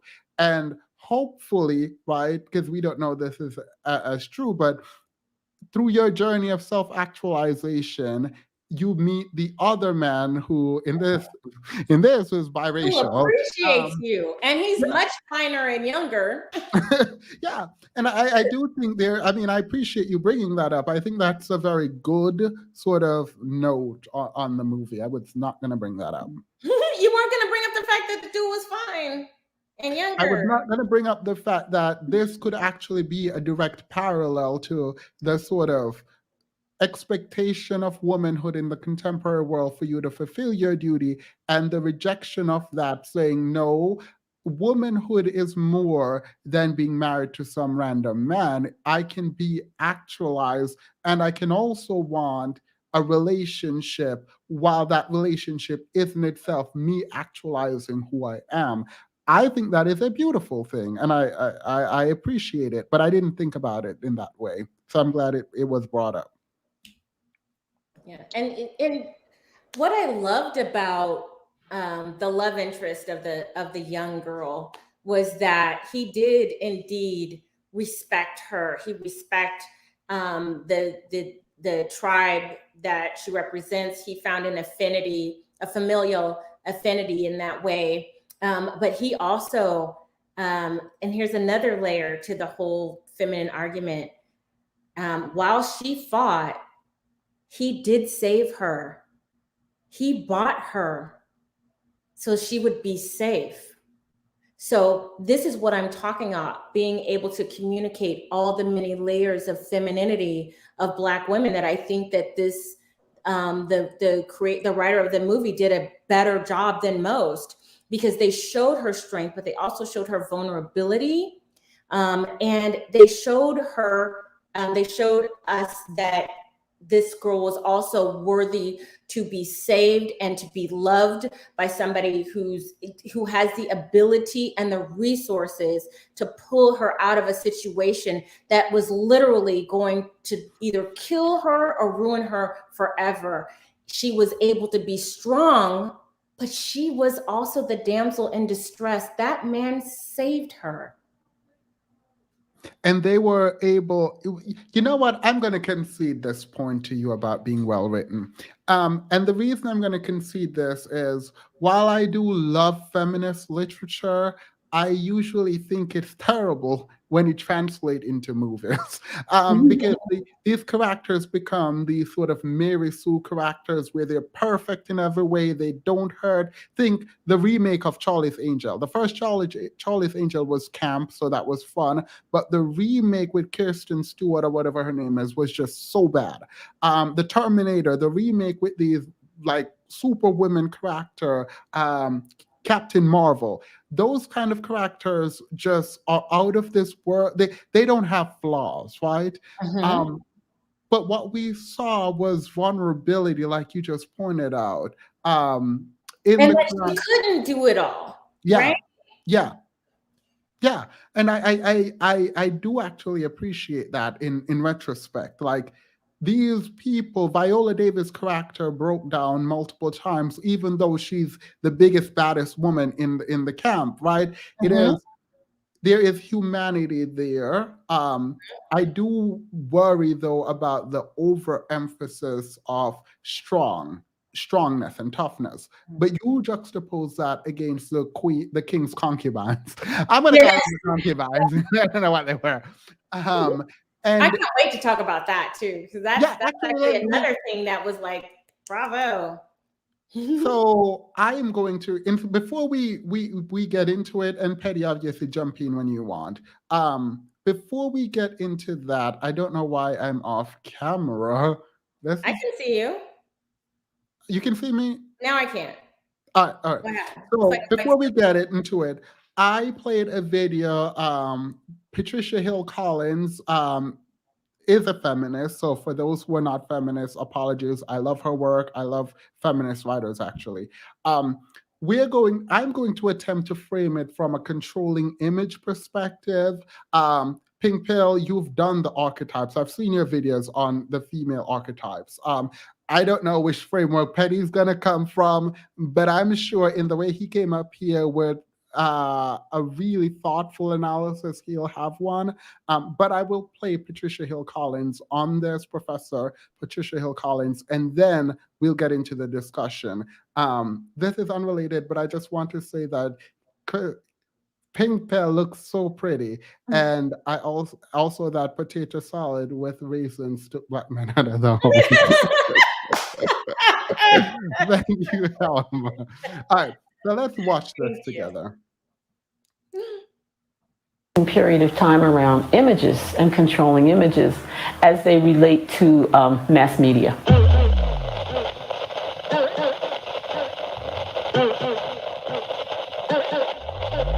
I think the whole notion of controlling images is a little different than stereotypes, because controlling images say, and the controlling images that have been applied to Black women that I talk about in Black feminist thought, and we can sort of nuance that a bit more now, would be the mammy, the matriarch, the Jezebel, and the welfare mother. I believe that's the version that I have there. And those controlling images aren't just benign representations. They actually are part of power relations that shape how people treat Black women, how Black women receive those images, and how Black women respond to those images as a site of resistance. So it's a power relation. And I argue that controlling images in general, each group that is positioned within racism, sexism, heterosexism, capitalism, has a constellation of controlling images applied to it. So for example, white men are controlled by the controlling images applied to them. They can assume very easily that they're smarter than everyone else, that they're better off than everyone else, that they're entitled to run things, that they can in fact hit people. And not all white men are that way. Many white men are that way and many are not. It's the struggle with the images that have been applied to you. And there's also the notion of the relationship among the images. The controlling images that have been applied to Black men, for example, are distinctive than those that have been applied to Black women. Now, back to Black women. Because the important issue for Black women is to recognize that the controlling images that have been applied to Black women are uniformly negative, right? Other groups, it's positive or it's a mixture. But when you're confronting uniformly negative controlling images, the challenge is to not internalize those images and to start evaluating your behavior in terms of how well you can be a mammy, or how well you can be a matriarch, or maybe I'll just be the best Jezebel I can be. It's really to develop a more sophisticated analysis of how those images control in many ways, and then how they can be resisted in the same ways. And I think that's at the heart of Black women taking back and developing a Black feminist identity that fundamentally says, I'm going to resist that. But I love I don't think you have to have a feminist identity to acknowledge this and engage with the material, but period. So controlling images are the ideas around a person based on a characteristic that they embody or reject, but that society sees them as. When it comes to the Black woman particularly, it relates to how you're being treated, how you see yourself, and how you respond to these images and struggle with these images. And so I was very much prepared to say that the film was about this powerful, strong Amazonian type woman, until you corrected me and you said, well, there was also the concubines. There was also within those women who were perceived as strong, elements of softness in a way that was not readily observable to someone who is very particularly keen on the action sequence, right? So I want to let you go into the archetypes and kind of talk about what you saw. I saw primarily, so I want to first say that yes, this is a movie about war, about warring tribes. And so that's what you're going to get. That's going to be the forefront of it. And it's about women warriors. We saw that. But even within the women warriors, we saw a spectrum. Those women were beautiful. I thought they were beautiful. The hairstyles, the relationships that they had, that, like, to me, that one thing that I think is unfortunately a fiction is that there was such a strong sisterhood of having each other's back, which I wish that was idealized, that I wish Black women would adopt. I wish that we could be more sisterly to each other and have each other's back in that way, in what we saw there. But we saw the women doing each other's hair, joking around. They were dancing. They were, fit. They were strong. But yes, the warrior women were very much that. But like within that, we did see the vulnerabilities. We did see the softness. We did see the weakness that they had in that regard. But you also saw, so in regards to the woman that you just had on, and what she was saying was, the problem is seeing a certain type over and over and over again. And this is again why I think the writer did a really good job, because within that warrior aspect of our femininity, she also displayed the wives of the king, which were mind-blowingly gorgeous. I mean, drop dead gorgeous, every single one of them. And the main wife was extremely feminine, extremely, but she also was out for herself. So you had these warrior women who were like greater good, greater good, greater good. But we also saw that element of, I would say she was the white girl in the whole thing. She was out for herself. She was cunning. She was conniving. She was trying to get her allies in. She was queen bee. She was competing with with the other women so that she could be on top. She was, there was even a part where the eunuch said, she was jealous about why her husband gave so much honor to Viola Davis's character. And the eunuch was like, well, she was out fighting. She was there to win the coup. And where were you? Hiding in the cupboard. But you know what? That's what some women do. Women hide, right? Like that's part of being a woman too, being scared and hiding, right? But you saw that. That's actually interesting. There were like dynamics of womanhood. One was out fighting, the one other was hiding.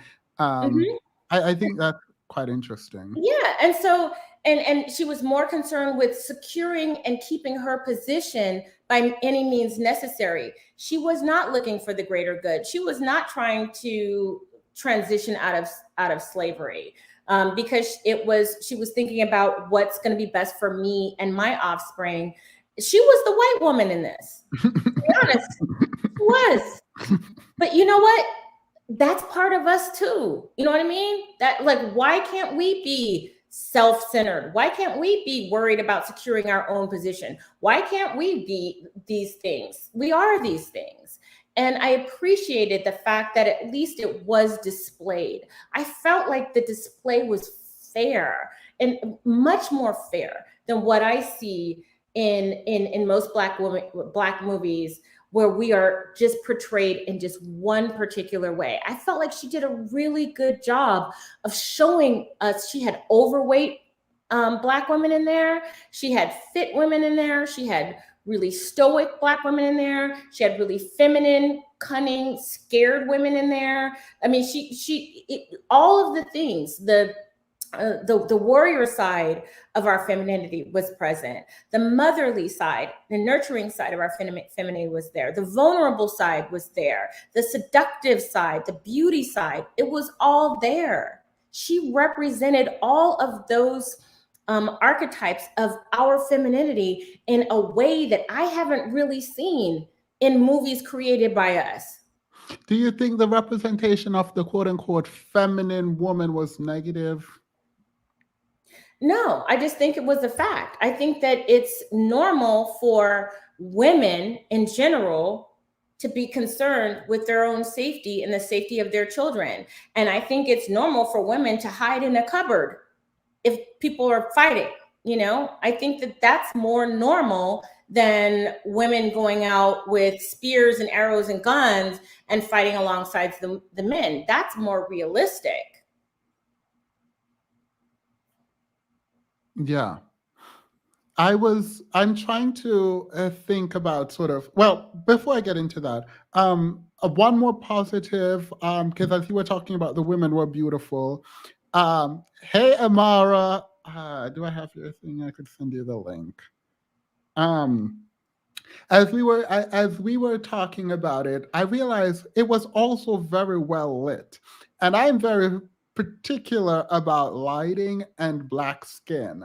And the fact that whoever was specifically directing the lighting, they did what needed to be done, because even in the dark, those beautiful dark skin they were showing, they were popping. I was like, yes, Yes.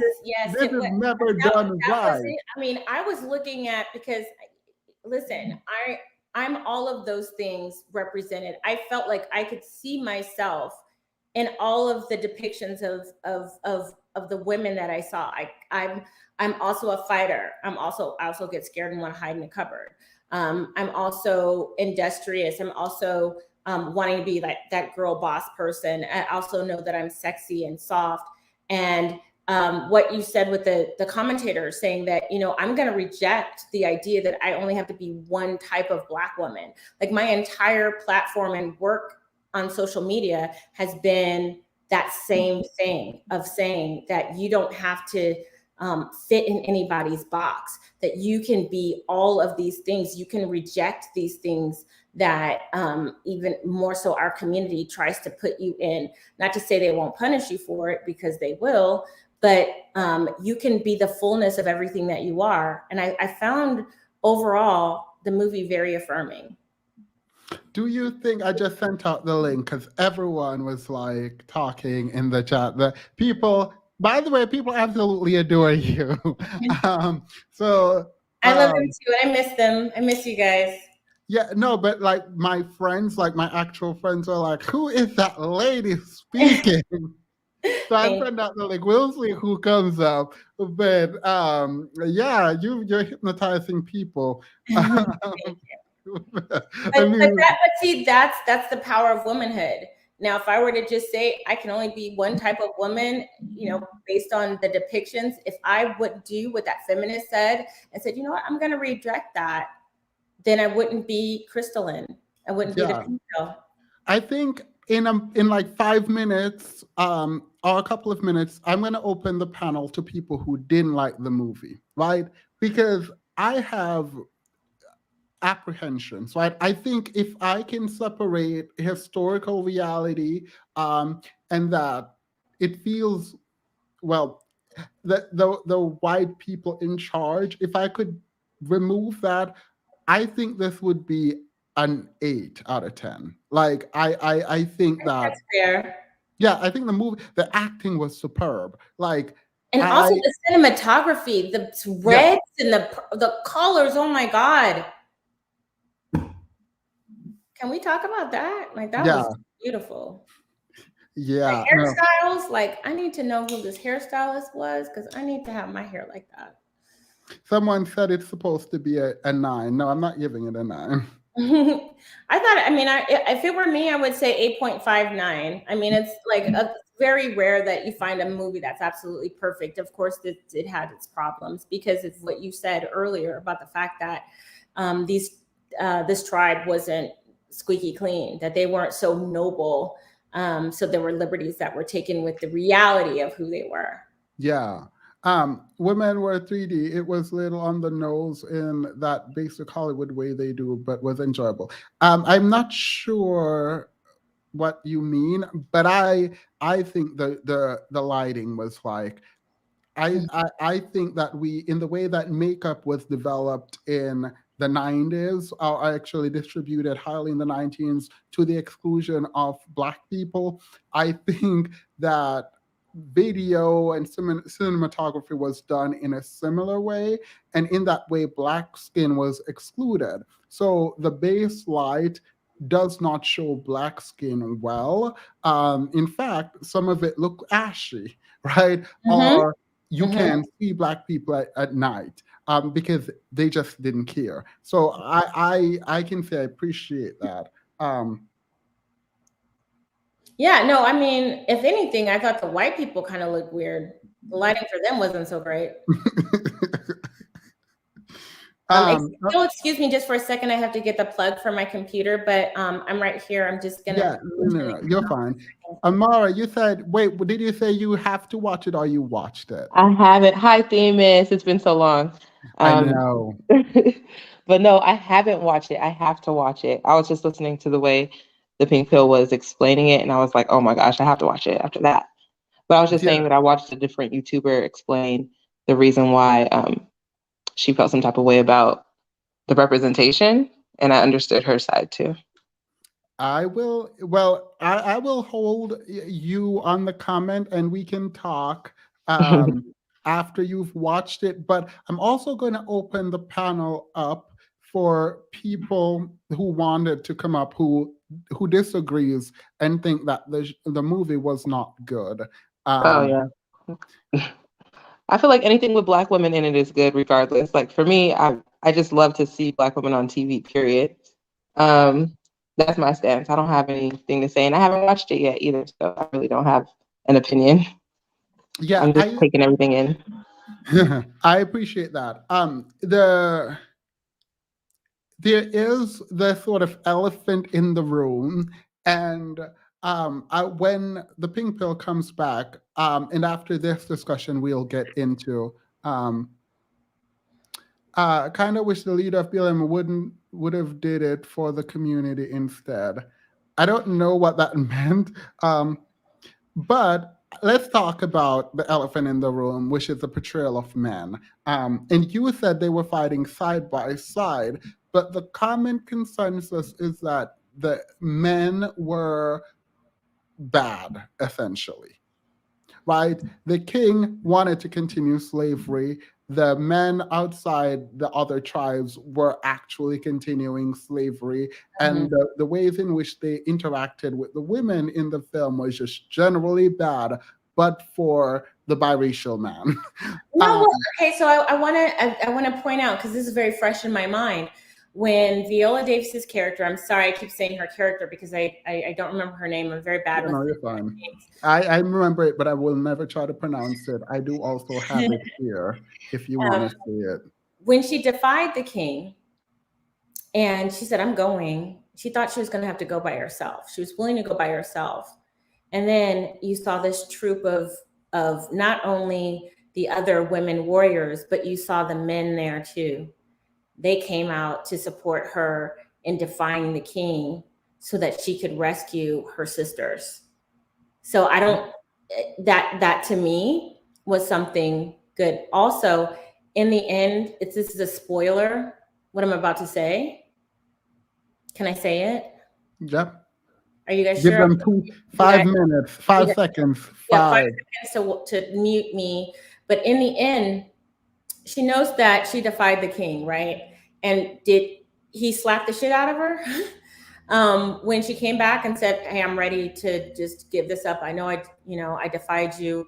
And she ultimately she chose her family, and it was the love of a mother and a daughter that motivated her. But in the end, he still, even though she defied him, he still bestowed those honors on her. Oh, you and I interpreted that very differently. Really? Because I mean, maybe I interpreted it as he realized he didn't. The white Black girl who was like all ready to just be queen bee was agog at the fact that he still respected her and put her in that elevated position, even though she defied him, I think it was his personal decision. I think that, and here's the thing: there were seeds planted where it's like you got to show, you can't show weakness if you don't have this celebration, if you don't have these. The main wife was like, you got to go on with the celebration because people will think you're weak. People gossip, so you got to still do this. And so he went on with it, and so there's this implication that he has to maintain a certain image. And in that moment, it could have been interpreted that if he would still have bestowed upon her the honors that he was planning to give her before she defied, that, people might say he should have just rejected her. He should have beat her or whatever, exiled her, whatever. But in that moment, he decided to still bestow the honor, even though there was the risk of not being respected or being seen as weak to the people in the tribe. So that's kind of how I interpreted it. Maybe I'm missing something. No, well, so I think obviously utility. She just destroyed your biggest enemy. Right? So there's that, yes. You're not gonna let her go. Right. But the way I interpreted the scene when she came back was this woman left by herself, looked behind her, and there was an army following her, your army following her. Ain't no way you're about to kick her out. Ain't no way you're about to disrespect her. Yeah. It did not feel like he had a choice to me. I mean, he could have, right? Definitely see it like that, for sure. Yeah, it didn't, like the white guy looked cartoonishly. Oh, they didn't. Yeah, no, he the was writer definitely didn't a say- mustache twirler. He was such Yeah, a no, mustache I don't twirler. think the writer, I don't think they spent much time developing the white characters, and I think that was done specifically to make them sort of like They were the uncared cartoons. for. Instead of black people being the cartoons, they were the cartoons. They were the stereotypes. Yeah, thank you, by the way. Someone said I got both of your perspectives. Good. But because I mean, I think the mark of a good person, not just a good man, is how well I think they can sort of accept the truth and the dignity of another person, even at the risk of their own ego, right? And a king is not about to be disobeyed as a general matter that publicly. Without consequences. And the lack of consequences, and in fact, the promotion, the elevation of her, feels like he didn't have a choice to me, but I might be reading too much You could into look it. at it this way. He could have not given her consequences and still not given her that promotion. He could have just said, okay, go and sin no more, just go back in line and keep fighting for me. But he did two things. She didn't have any consequences for disobeying, and she got the honors. So he had two choices. He could have just kept her at her station, and I think she would have been okay with it. But he Or said, you can elevate your general to make sure that she stays by your side. That is, I'm not saying that there's not self-interest involved, but what I'm saying is that I don't think people saying that Black men were portrayed as bad. This is where I feel like this goes back to not really seeing the nuance in things. I loved the fact that it showed a holistic view of us as humans, a holistic view of, yes, there were, African patriarchy, not something I'd be interested in. Remember, I talked to you about this. I was like, wow, you just meet somebody for the first time and they slap the shit out of you. Like, that's not appealing. Also, the idea that there was, prostitution that was going on, that women were suffering and being oppressed. Like, you do see that very oppressive patriarchal narrative there. Yeah. Back to you, I think you could be right. By the way, my theory and your theory aren't necessarily inconsistent, as you just pointed out. And I do think this highlights, not for this live, but have you ever read The Art of War? Mm-hmm. So It's been a long time though. Yeah, so there is an element of knowing when it's interesting. I don't think a lot of people understand how power moves, and how you can either align yourself with the power that exists in a space or attack it. And a straight up attack sometimes does not work, even if you're the most powerful, right? And so, an elevation, not saying you're wrong, and I'm not trying to justify my position. I think that's a good lesson, though, in terms of knowing when to attack and when to let things go and when Yes. to align yourself. I think that's a good lesson in just power dynamics generally. Don't be out here just attacking random people. Right. And just being like, and that's what I'm saying. Like, it wasn't like, if you look back at the street, you're going to let her disrespect you like that? It wasn't, you know what I mean? Like, Yeah, I mean, because you can elevate her to like do something later. Yeah, exactly. Maybe you slapped her around later. I don't know. No. Went back to Ancient Goddess Twins, Black woman, Black men rule as equal. The Woman King is a honorific, and the movie. I think so. I think I remember there was a part where they were talking about honoring the gods in the way that they have the male and female power and what that means. And it was equal. It was equal. Yeah. That's what they said. I don't know. But what I saw, I didn't see equal. I didn't. Because if that were the case, then how come the king was like, you don't get in my, telling his wife, you don't get in my business. Don't talk about my business. Don't define me. So I think that there's some conflict with that. Like it's. Yeah, I mean, there's definitely an imbalance. And for the people who are saying, someone said Themis got the OG divester on, whatever. For people who are saying that we need to. I mean, like, whatever. I mean, people can call me whatever you want. Yeah, it's not going to change anything. And yes, Themis has me on his show. What are you going to do about it? Right. What you going to do about it? Nothing. So sit down and be quiet, and let's keep talking about what we're talking about. Right. The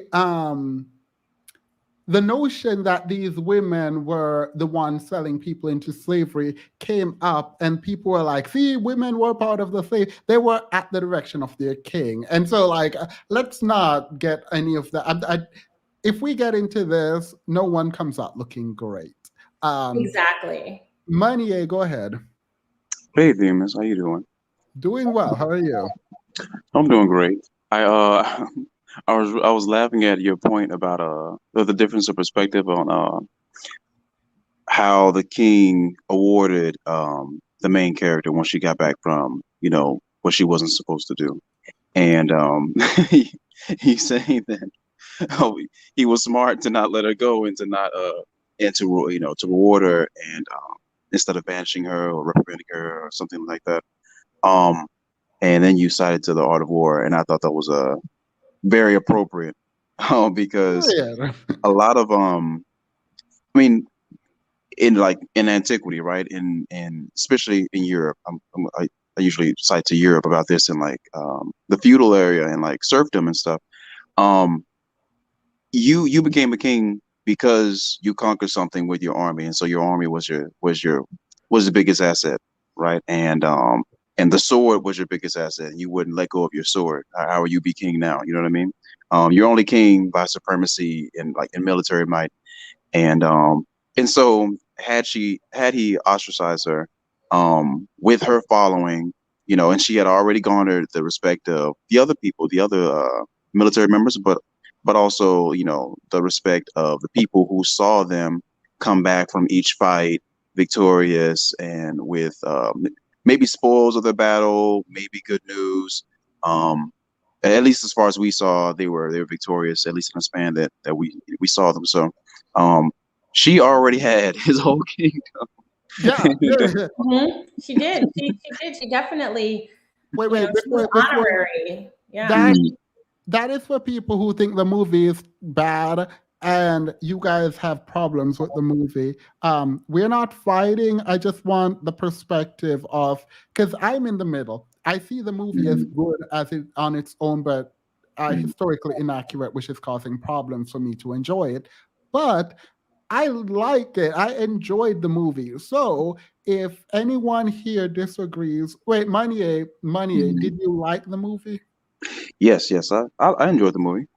Right, you didn't feel And attacked. I want to also preface by saying I went in thoroughly expecting to hate this movie. Me too. I really, I Me too. was. I went in expecting to hate it. I like the point that the pink pill made about the white guy being cartoonish, and I think I saw that in the chat as well. About like, oh, he's classic devil looking guy twirling his mustache or his beard, and I thought about that, and I was like, one, I think that's how the Spaniards and the Frenchmen look. So I feel like that wasn't, I feel like that wasn't bad. But I did appreciate the Pink Pill's comment about yeah, he was, or maybe it was yours, I don't know, but up here about him not being as developed and him kind of being a throwaway, him kind of being a cartoon, a caricature maybe. And it did downplay and maybe in a good way, but it downplayed Europe's Europe's kind of weight in the story. And so and it could be good or and it could be bad, based on perspectives, because I definitely didn't want to let any white people off the hook about this, about what was going on. But I think what they were trying to do is give the power, to the black people and be like, you decide for yourselves how this is going to be. At least in this narrative, right? At least in this story, we're going to decide what's going to happen, and it's not this huge, military overwhelming force that's at our doorstep that's going to make us, capture people or do this or do that or capture us ourselves. So I think, at least for the context of this film, I think it was more empowering. I think that's what they tried to do with that. But yeah, and at least he was there, so Europe was not just out of the scene. Like the white people weren't just like absolved from all the things that were going on. At least we saw a representation that could be accountable for something, but it wasn't make or break. Wait. I want to ask a question. Vitamin left. There are people in the back, but before you go, Pink Pill, I actually wanted to address this comment. I'm going to read it, but before I do, I thought you were saying the woman was exhibiting sort of Karen characteristic, and you weren't saying. I thought you were saying the whiteness comes from the sort of like underhanded.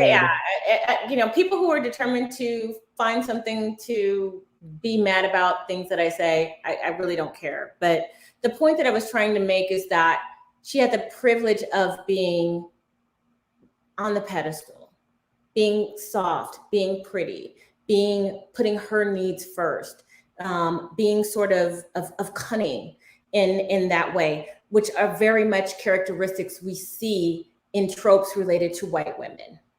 So that's what I was trying to say, that the way that she was and I said also earlier that is part of who we are too.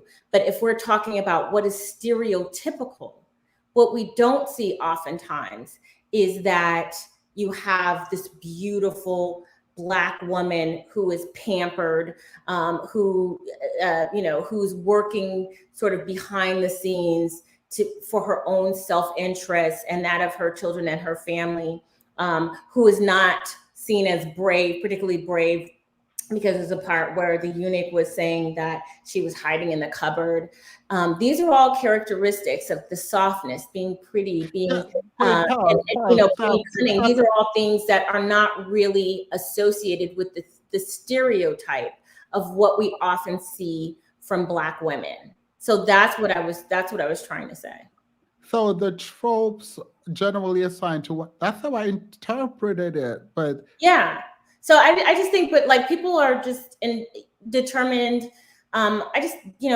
YouTube is a gladiator pit, and there's going to be people who are just determined to misunderstand and be angry about something. So I just have to just say, I don't care. So whatever, you can take it how you want to. You can be mad if you want to or not, or we could just have a good conversation and we can move on, or you can just stay mad. MJ, thank you for your super chat. Can we step away from this? I didn't interpret it that way. And so I do see some comments, and I'm trying to respect the comments and the feelings of the people, but I don't think it was meant in the way that blackness is this. I think we're talking about controlling images. And Patricia Hill Collins points out the sort of ideas around black womanhood and white womanhood, and maybe we should be more careful with our language, but please give us the speakers grace, because I'm going to mess up. The pink pill is going to say something which I didn't interpret it that way, but um to the extent that you do, can you, I beg, give us some grace in trying to go through some really tough material. um but I accept the critique, and I understand now where it came from, but I did not take her word as such. All right, let us move on. Murder Magic Trick.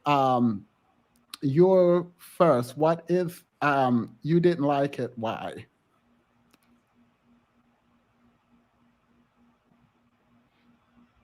Hello, you're muted. Wait, everyone left. I think people didn't know that I said those who didn't like it. Why did everyone leave the back chat? All right, Murder Magic Trick, you're muted.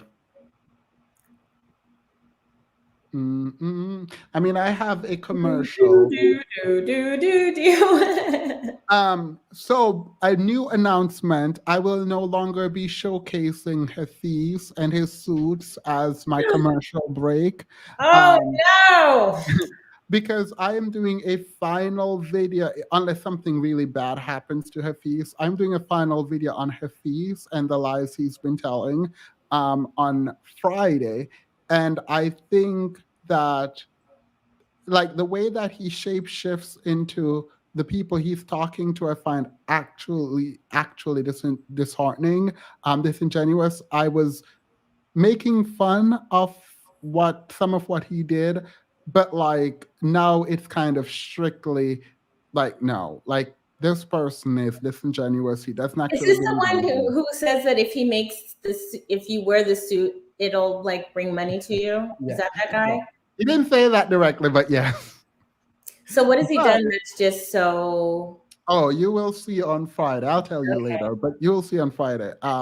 It's bad. Well, it's not terrible, but it's disingenuous, and I would prefer for you to be a horrible person, honestly, than to shapeshift. Because then I don't know you. And not knowing you means I don't know how to deal with you, which means I won't deal with you at all. But I did find someone. This one is gonna hurt everyone's head because he's a lot worse. But yeah. Why just the guys? Why not some girls? Like, why just the girl? Why just the Oh, girls? I did have some girls, but I decided not to because. Oh, we can talk about that later. I bet I know why. But anyway, yeah. Right. So, seeing that there's no one else coming on, we are over 2 hours. I'm going to go into the after show and talk mess because apparently, apparently everyone agreed that they liked the show, and I actually thought a lot of people would have hated it. And so when I was expecting to. I mean, I have to be honest, I was. So I knew who the director, the producer was before I went into it, and so yes, I wanted to dislike the movie, but I didn't. I do have one other thing that I wanted to say that I mentioned to you that I would like to say publicly in the public part of the show is that if you don't, I feel like whether you feel some type of way about the creator of the movie, the writer of the movie being a white woman, I would just say that the way that she portrayed in a way that I haven't seen, I can't think of one movie where I've seen all of these aspects of my womanhood and women who look like me, and that I'm able to be strong and vulnerable and an object of desire and be beautiful and self-sacrificing and also think and also be selfish. If you don't, if we don't like the fact that this white woman did it, then be better. Do it better. So the agreed, and I think we should be telling our own stories and be better at telling our own stories. So I agree with this.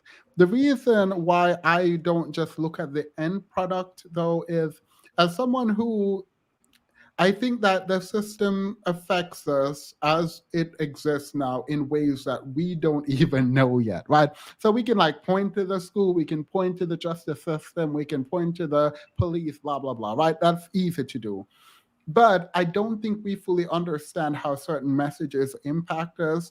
And because of that, I have a deep, this is probably irrational, so drag me for it. I have a deep fear that we are digesting messages that might be harmful without knowing. But that's not a product of her being white. Even Black creators can create those kinds of messages, right? Yes. But I'm always more skeptical of Black people, white people telling Black stories. So, I mean, that's just a thing that maybe I need to get over. But I mean, but when you hear that, you also see oftentimes there's like the white savior. Yeah. You know, it's like the magical, you know, like the magical Negro, you have the magical white savior. In this story, you didn't see that. And I felt like that was respectful. I think it was very respectful that you didn't see a white person being portrayed as the savior of these poor people. You know. Should they have a confidence with love? Let's hear your thoughts. You also did one. I think it was an hour-long discussion on your channel about this. What are your thoughts? You know, hi Pink Pill. Good to see you. And hi Themis. How's everyone? Doing well. Doing well. Yeah, I did because I have done quite a bit of research over time, years ago, on the Dahomey and the Agoji warriors. And so for me, this is just me. You guys will ask me, who are you? And I'll go, well, I'm a goddess-born warrior, right? It's an empath and a healer. And I get a lot of times, how can you be both? How can you be a healer and a warrior at the same time? But this movie really spoke to me. And it really helped me to see myself, because I get questioned a lot about, well, I feel like women shouldn't be warriors or whatever. I don't care what people think about what I should or should not be. If I hadn't been born, you know, the woman that I am, then I wouldn't have been able to make the differences that I have, or been able to open up and listen to other people's stories and take those in.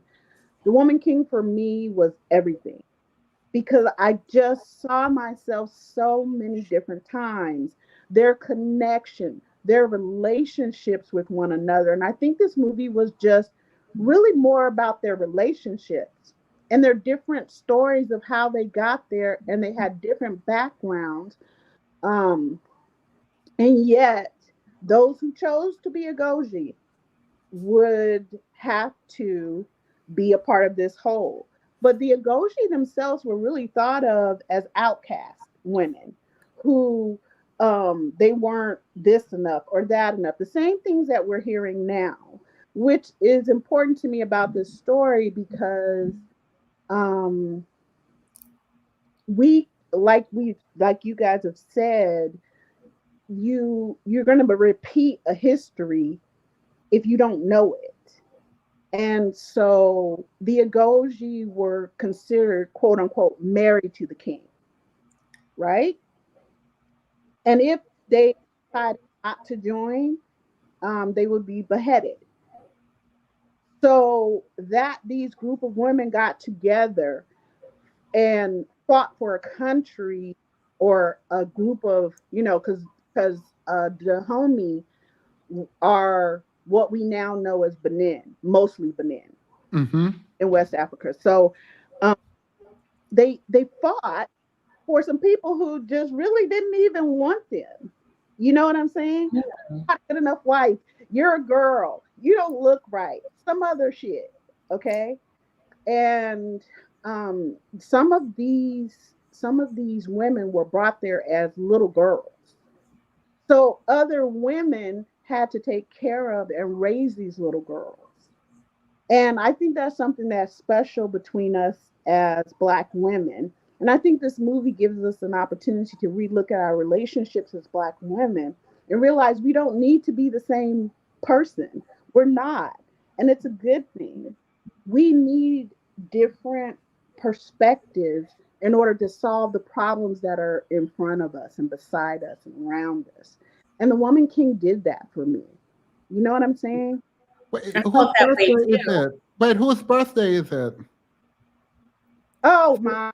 Stop it! Happy birthday! Happy birthday! I read the super chat, it kept it in my mind, and I was about to say it, and then I forgot. So, happy birthday! Happy birthday! Thank you. I'm a whole proud 55-year-old. Yes. Happy birthday. And I'm just so glad that I get to be a part of these conversations. You know, I've been in those clubhouse streets, and I've heard other conversations with Pink Pill, you know. So these are great conversations for us to have, and we need to come from different perspectives and talk about these things. So I love The Woman King. I loved it. Yeah, I walked out feeling really good. I was like, bravo. Wait. Confidence with love. I give you the opportunity to ask anyone to sing happy birthday to you, and they have to. I would sing it. One of the three of us. Okay, we all sing it. Come on. And a 1, and a 2, and a 3. Happy birthday to you. Should I sing it the Marilyn Monroe way? Happy birthday to you. Happy birthday, confidence with love. Happy birthday to you. Period. You better be eerie. Come through. Put a little swing on it. Look, watch the chat drags you for saying Marilyn Monroe. I'm waiting for it. I'm waiting for it. Yo, You should have said Ella Fitzgerald. Do the Ella Fitzgerald one. Wait, I just know the iconic "Happy Birthday, Mr. President" Marilyn Monroe did. So if Ella Fitzgerald sang it like that, then props to her. Then I would definitely pick that over Marilyn. Sinji said she actually did a great job. You know what's funny? The fact that we're actually talking about women coming together, but I'm not even going to go there. Thank you, Sinji. She said she actually did a great job. Thank you. Thank you. So I loved it. Wait, tell Monnier that he now has to do the Ella Fitzgerald version. I'm waiting. I heard. Theme is always trying to get me to sing. Negative. Not negative. The embarrassment. You can't say no to this woman on her birthday. Absolutely not. It's giving hate. Giving much love. Much love. All right. So let's get into the confidence. You were talking about what it meant to you, and I think a lot of people are in the comments agreeing with you that it resonated with them. And so, I mean, she has a video on her channel, and I think you guys should check it out if you want. I haven't been through all of it. Money cannot sing. He gonna embarrass himself. I'm trying to goad him into doing it, but yeah, you're trying to do that reverse psychology thing again. But you have such a great radio voice. Like usually people who have voices like that can sing as well. Like I'm just waiting for the Barry White breakout, but okay. Not the Barry White breakout. So we're going to go into the after show, and then we will have a bigger. I bet money I gotta say, y'all need to stop. Y'all need to stop. Let's go into the after show and get messy. I think. Wait, no. How come no one is saying my voice sound like I can sing? I have a problem with the fact that everyone is like, we know Money I can sing. The pink pill can sing, but no one. Confidence, Miss Love, you didn't even look at me when I offered that anyone else could sing. Like you didn't even look my way. Got it. You should go and do the Star Spangled Beyonce real quick. Period. Y'all don't deserve this beautiful voice. This is an instrument. I'm gonna take that. Period. Well, you know what? You have that Jamaican accent, so it's very sing-songy anyway. So we get the songs from you anyway. I feel like that was a slight drag, but I'm gonna let you have it. I feel like that was a slight drag. When we come back, I'm gonna wait. Someone is here. The what? Go ahead.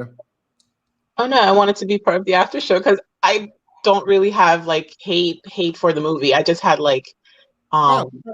Yeah, that's fine. We can get into the after show. Oh, sorry. Not me removing you. We can get into the after show and then we can discuss. All right, let's get into the after show. I feel some kind of way about promise you.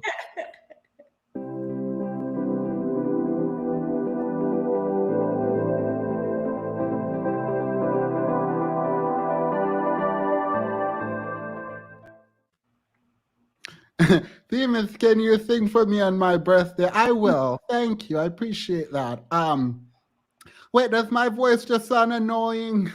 Not at all. I love your voice. We love your voice, Themis. Oh, Themis. I got notes. They're posted notes and they don't stick, but I have. Honestly, you have long lives. Honestly, if your voice was annoying, we wouldn't be watching. Exactly. But That's I just true can't facts sing. Got right it. there. True facts. The what? Go ahead. Okay. Yeah, so I agree with a lot of what Pink Pill said. I appreciated her point of view about like the different dynamics of femininity in the movie amongst like the sisterhood and the queen's kind of dynamic. Because like when I think of Black queens in movies, I think of Coming to America, where she's regal and sweet, or Black Panther, Angela Bassett, she's regal and sweet, and she might be a little feisty, but like this queen, she was just like, no, I want to be queen. It's about me. And it's like that's very normal in like old period pieces. So like I appreciated that. But I don't think of course I do have like nitpicks about the movie because like the guy, the love interest, I didn't really care for that. And of course I came in knowing that the producer was a white lady, but like I don't think you should stop being a skeptic because we've had a long history of white people making these kind of like Black acting school type of movies. And so like, yeah, she didn't completely botch this movie because I came in thinking that this was going to tank also, but she did a decent job. But I do, and I appreciate again Pink Pill mentioning what was it, Straight Outta Compton. Like I think we should not look to others to do our own stories better. I feel like we should really look internally. Like I can't point fingers at this lady because we're still doing this crap to ourselves. And yeah, that's I think overall like the movie wasn't bad. It was like I think I would give out of 5, I would probably give it like a 4.5. It was really good. And she could have really made this a cringy movie, like girl power, strong women, yeah, but it was a good story. And it like it was yeah, the story like carried very well. And obviously that wouldn't have been her child. Like, come on. Right, you're right. That was pretty fantastic. Yeah, someone said, what happened to the commercial break? So we are having a really sweet, nice, fun live. The commercial break that I had was some mess, and now I feel like I feel real bad, so I'm not about to do it. I'm not gonna disrupt. I'm not gonna disrupt this mode. but know that we now have a new That commercial. reminds me of that song, "Don't Disturb This Groove." Do do do do do do do. Remember I that? feel like y'all just want to sing now because y'all think I can't. But when I open my mouth and I start singing, Whitney Houston will be shooketh because Whitney, All right, I would start okay. by Whitney, My birthday's Mariah, gonna and be in. Celine Dion. Yeah, Those I are want a who I happy compete birthday with. song too. I'm gonna. Whitney, Mariah, and Celine Dion. Those are the people I compete with. Ooh, So I you know they're promise coming out with you. the Whitney Houston movie. I already have issues with that. I already have thoughts on that. Oh, I haven't seen it. I haven't There's seen no. it. I just saw the promo today, and I'm like, well, we'll see. Got to keep an open mind. But anyway. Yeah, I gotta learn to not underestimate me. Watch American Idol next week, and you will see. I also saw that with that Whitney Houston trailer, and I was like, I don't know about this lip syncing. Okay, it's not just me. I was also going. It wasn't timed exactly right because when I was younger and I saw what's her name, Angela Bassett do Tina Turner, I thought that was her. So Yeah. so I need that kind of level of lip sync. Exactly. I'm gonna need, and that's the first thing I thought was like, she doesn't even really look like her.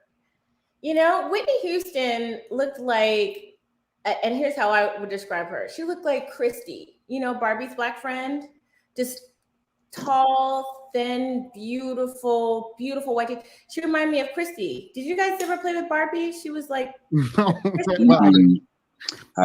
don't know. I don't know. Wait, Whitney, Mariah, Celine, Themis, who child? Yeah, they would be bad. Someone said to sing "Plastic Off the Sofa." I can't because I respect Beyonce and I don't want her to not sing her song again. You know how Whitney sung "I Will Always Love You" and then Dolly Parton never sung it again. I wouldn't do that to Beyonce. I like her too much. You know what I mean? Like, so that's why I'm not gonna do it. That's it. You gotta take over the song. Yeah, like I don't want to disrespect her like that. And then go on tour. Paris. Good evening, you guys. I sound like Prince Petty. Good evening. So I went through a lot of range of emotions when I watched the film. It gave me that same just feel good feeling that I got when I watched Black Panther and also the Harriet Tubman movie. No, didn't like the Harriet Tubman movie. Well, Absolutely my not. cousin was in it, so I had to support him. Whoop. But I will say this. You don't talk mess about people. Well, he was in a small role, but you know, it was big for him. But well, I'm not gonna talk about Harriet because I was gonna say I cried like literally, but I cried with this movie too. It was very emotional. I cried in this too. There were parts I cried as well. And I went through a lot of range of thoughts. It was very thought-provoking. It was very like, it made you feel seen. But yes. And it's really crazy because I thought to myself while you guys were having the discussion this evening that it could have only been told from a white woman to put it in this term. And let me explain. I feel like Black women, we would have centered Black men too much. And I feel like a white man would have definitely did the savior thing. But I also found myself just in the conditioning of just being a Black woman raised in the South all my life. I was like, this must be a white girl who like not just had Black friends. She must have fell in love with a Black woman. And this is her ode to her kind of thing. I don't think that's necessarily true because what I found out, there are some feminists, white feminists, who are also intersectional feminists that they do pedestalize Black women, but it's in a very, very strange way. Like when I hear them talking, it's almost as if, well, I think it's done out of reverence in some ways, but it's also in a misunderstanding of the struggle to, like, I don't think most people want to have to fight. You know what I mean? But some people have to, and I Mhm. think it's the ignoring of the process that bothers me because it's almost like they want to claim that as theirs. But I think sometimes it's revered in a positive way. And maybe this movie is it being done in a positive way to a lot of people. So maybe. Yes, and I was actually going to say as well that I wonder how much control and just inner turmoil it took for her not to put herself in it somewhere. The fact that I did not That's see a really good point. a white woman was the most wonderful thing that I didn't know I needed in that situation. And it's crazy that there's Well, if this. I wrote it, there would be a I white just thought woman about in something leadership. too that's really profound. What we didn't see in that movie and the irony of this, I just thought about it just now. What we never saw in that movie was a white woman. Oh, I would if I Single wrote it. I'm glad one. you guys like that because if I wrote it, there would be a white woman on the ship with her fan being a part of it. Well, I think she did it on purpose. I think it was because she didn't want to center white women in any way. She wanted the focus to be solely 100% on the story of Oh. and all of the layers. Like again, she The way showed that all just of the flipped in layers. my brain and I get it. I get the problem with the But see, movie but now. women weren't going over to with the merchants to trade. Maybe they would be hanging out there, but they weren't doing business like that. They were back where they were filing their fingernails on the plantation or whatever. They weren't going to these places. You know, they were like, "Oh, this is too barbaric for you. You need to just stay here and don't worry your pretty little head." It's not like they were really there like that. Am I wrong? No, I I don't, agree with I you. don't I want the agree implication with that they're you. absolved because I feel like Black men Oh no, I in didn't mean general it like that. psychologically, Oh no, I it's didn't just mean a it like thing. that. Well, I'm not you per se, but I'm saying I don't want it to be feeling like, oh well, she didn't put herself in it because she wants to be distant from it. Similar to that Bill Burr thing, he said you kick your Gucci booted foot across the line and claim oppression type of thing. Because I feel like there's this cognitive dissonance with Black men where they just look at the white women like they had no part in it. That's way more prevalent. That's why they can say, Oh, I see oh, what you're saying. I only want a white woman, like they didn't have as much part in the enslavement and the treatment and everything from back then. Because I often think to myself, back then, if Black men got rights and became free and Black women did, they would have been fine in that position. And the same thing with some LGBTQ white men that were same sex attracted could have had slaves and been slave masters, which they did on the low. But if they can openly be themselves, and the same thing with white women, if they were able to be, you know, have their own slaves and not have a man run their stuff for them, they would have easily been okay with that. And it would have just been the last rung on the ladder. So I'm not unaware of kind of that psychological dynamic. But it makes me think of, well, there was this book, one of my favorite books. Wait, before you continue, it does make sense that they wouldn't have been there on the coast because of uprising and things like that. But I would have put them there. What white woman hurt you, Themis? A lot, actually. The same. A lot. When I tell you that the people used to steal my notes, anyway. I was going to say one of my favorite books of all time is called Master of the Forge. It was by Harold Calder. He's a white man, and it's like Lord of the Rings, but West African. It's very, very good. And it goes into African spirituality. It's this whole kind of Odyssey type voyage. Yeah, I'm sorry. Yeah. No. This is buggy. This is like actually kind of odd to me though. That the story, Black sort of African stories are being told. Like Children of Blood and Bone is written by Toby Lou's sister. I'm so sad I said it that way. Tomi Adeyemi, I forgot her name. That's a good book. But Tomi Adeyemi, you got it right. All right, good. One of your favorite books was about African tradition by a white man. It was, but let me explain, right? So it was more of the Odyssey style story, but insert Black people. With this guy, I forgot what his background was. It was involving some kind of African studies or something like that. But just the tale of, my sister says, she says I don't like Black stuff, right? It's not that I don't like Black stuff. I don't like Tyler Perry. I don't want to see Boys in the Hood. I don't want to see. Yeah, I don't like The that kind of Wood. Black stuff either. I mean, You to know what be I mean? fair, I think, agreed. We do need to be able to tell better, more sophisticated, and not white. I'm not talking about making the narrative in the white narrative structure, but I do think we need to tell better stories, because as soon as you said Tyler Perry, I was like, yeah, no. Yeah, But and we then can not talk- being set on Guys, I gotta go. I gotta pick up my little one from soccer practice, and then I gotta make dinner. But I really enjoyed this. I really Me enjoyed the too. conversation. Thank you, Themis, for forcing me to watch The Woman King. It was a great movie. I cried in it. I smiled. I left feeling really good about being a Black woman. So thank you guys all for all your kind words, and thank you for your criticisms as well. I will take them into consideration if it resonates. It mostly won't. And I'll see you next time. I really enjoyed being on here, and thank you guys all. And I hope you guys have a good night. Themis, I love you. Wait, before you go, thank you so much. I know you have to go, so I appreciate you for coming. I won't say anything further. I'll go pick up your kids. Okay. Thank you. All right. Bye, sweetie. Bye.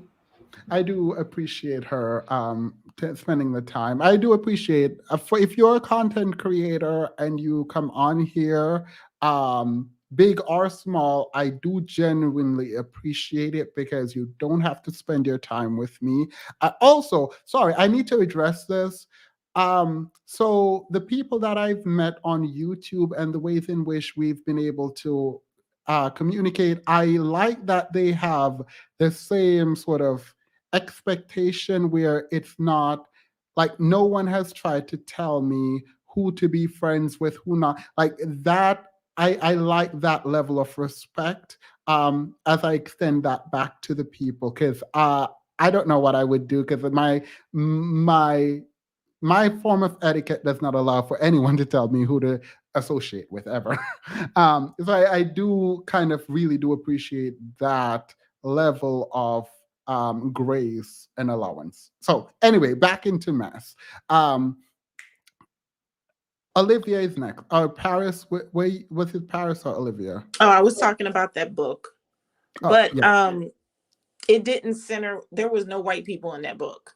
But again, it's having a experience with Blackness that isn't pain, that isn't struggle, that is day-to-day real life, like, or even conceptual ideas and things like that resonate more with me than just we live in the hood, this and that, because I did not grow up like that.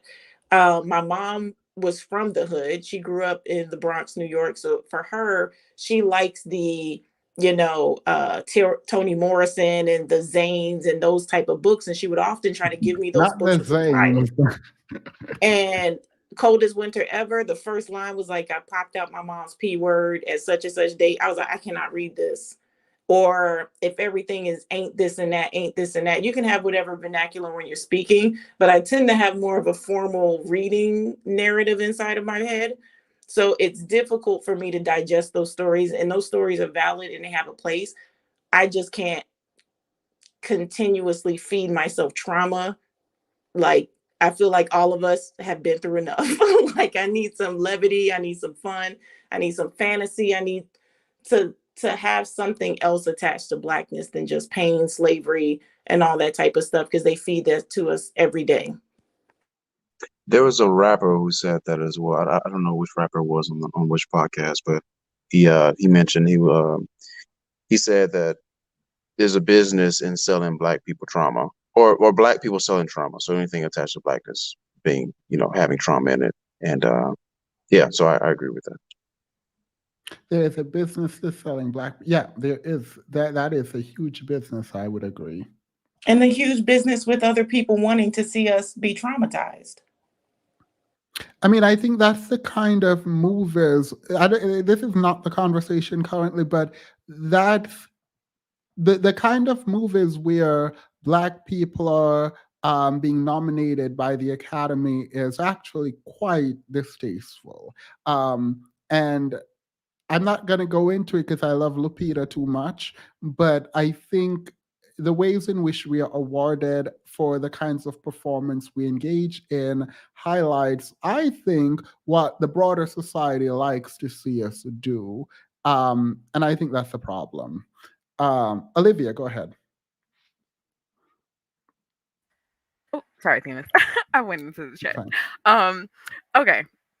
Hi. Happy birthday, Confidence. I'm so happy to see you up here. I'm glad you're covering this, Themis. I didn't think you were actually going to cover this, so that was a Wait, surprise. why not?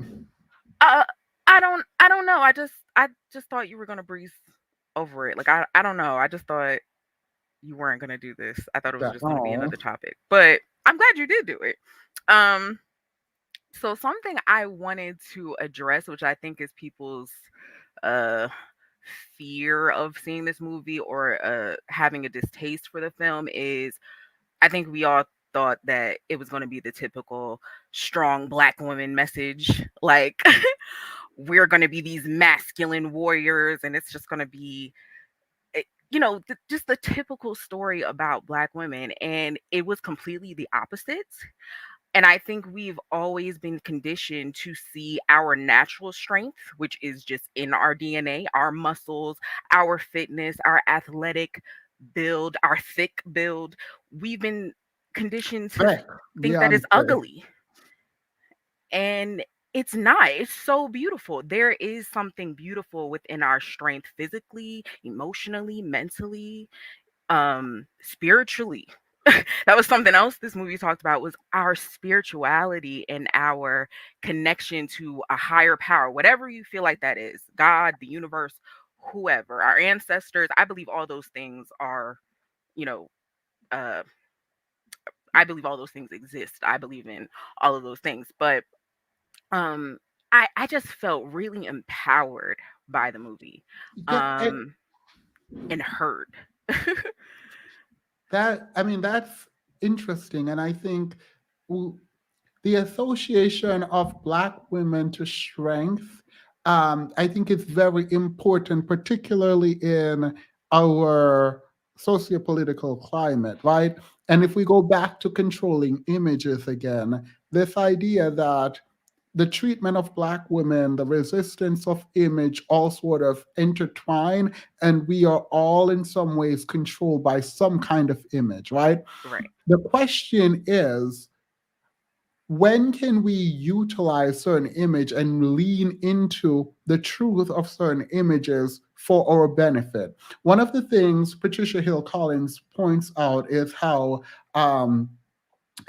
Michelle Obama leaned fully into the mother archetype, right? And Yep. she became the mother in chief, and she utilized that to the dismay of all the racist people. And she became that archetype, right?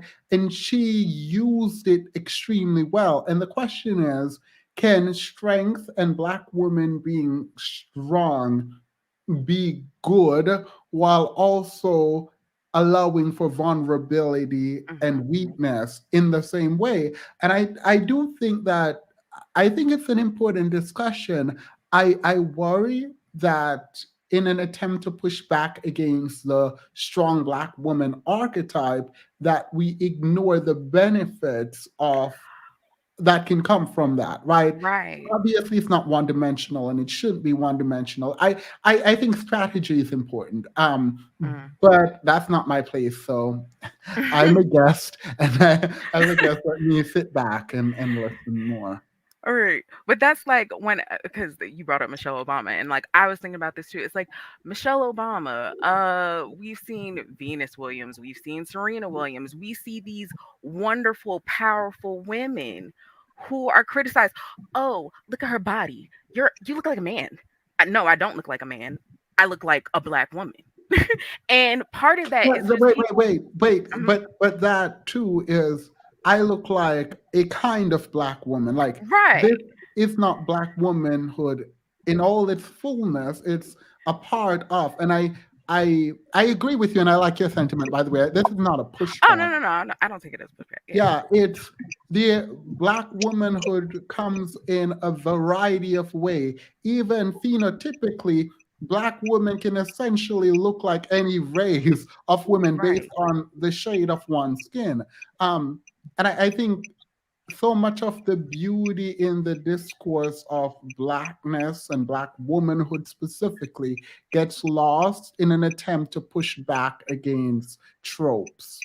Um, and I don't think we should have to, but I recognize I come from a place of privilege saying we shouldn't have to, we can embody all of it. And in reality, an attempt to embody all of it makes you is dismissed and you become a monolith of one thing, right? As Mhm. opposed to the varied beauty that exists. So I don't know why I stopped you there, but I did. Oh, Go ahead. I think you thought that I was saying like, or that I might have been saying like, black women as a whole look like this. And no, that's not what I mean. And that's what I like about the movie is like if you pay attention, there's so many like the warriors. They have so many different bodies. Some of them are thicker. Some of them are taller. Some of them are short. Some of them are really petite.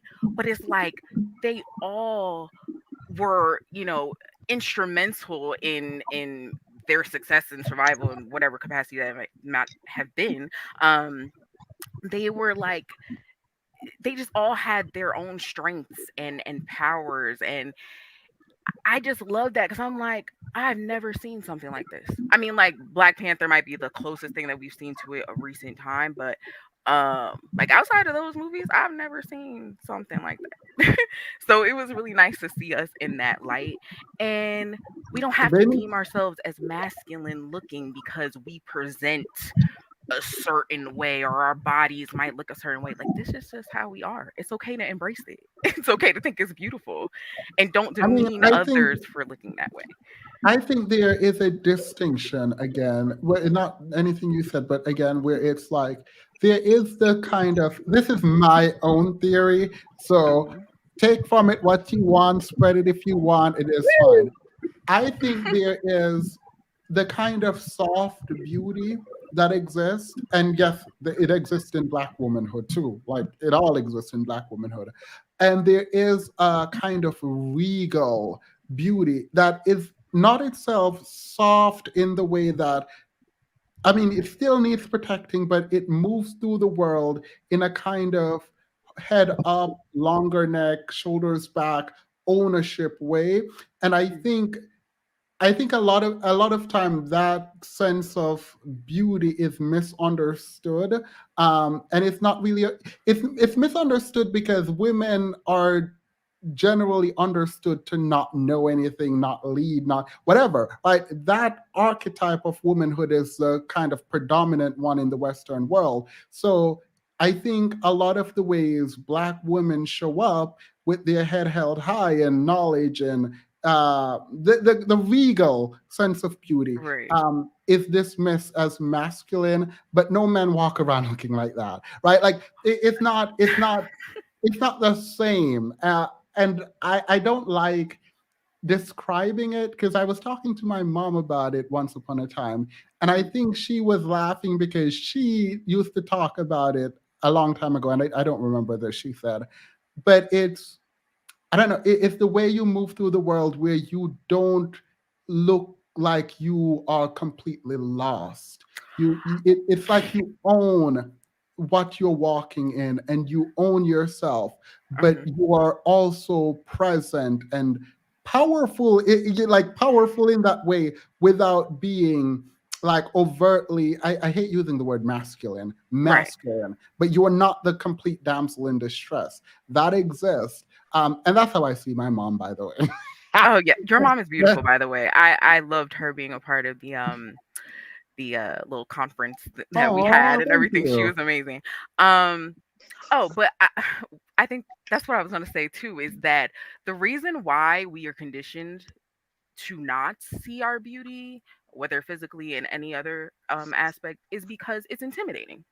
The reason why they say it's masculine is to demean us, but people are just naturally intimidated by that, like confidence, that reassurance that we know who we are. We are, um, we're 10 toes down in the like who we are, what we do, whatever it is, our style, our trends, spirituality, emotions, whatever.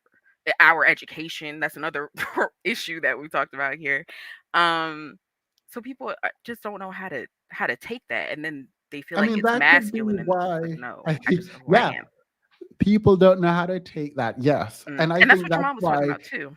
someone is like, oh my God, we need to put them in their place. Or the Black woman's ego is like, no, no, you let her blossom, let Right. her be, and let's see how far she can be what she needs to be. Like, I at some point the world will catch up, but hopefully in the time that the world takes to catch up, y'all do not dim that light for anyone, because I love to see it. I think People I are have like, an oh my example. God, you don't understand the male-female relationship and you should shut up. No, I'm not gonna shut up, because I will I will die in my grave and rot before I let some dusty people in the world tell my mom, my sister, my child that they need to walk with their head down.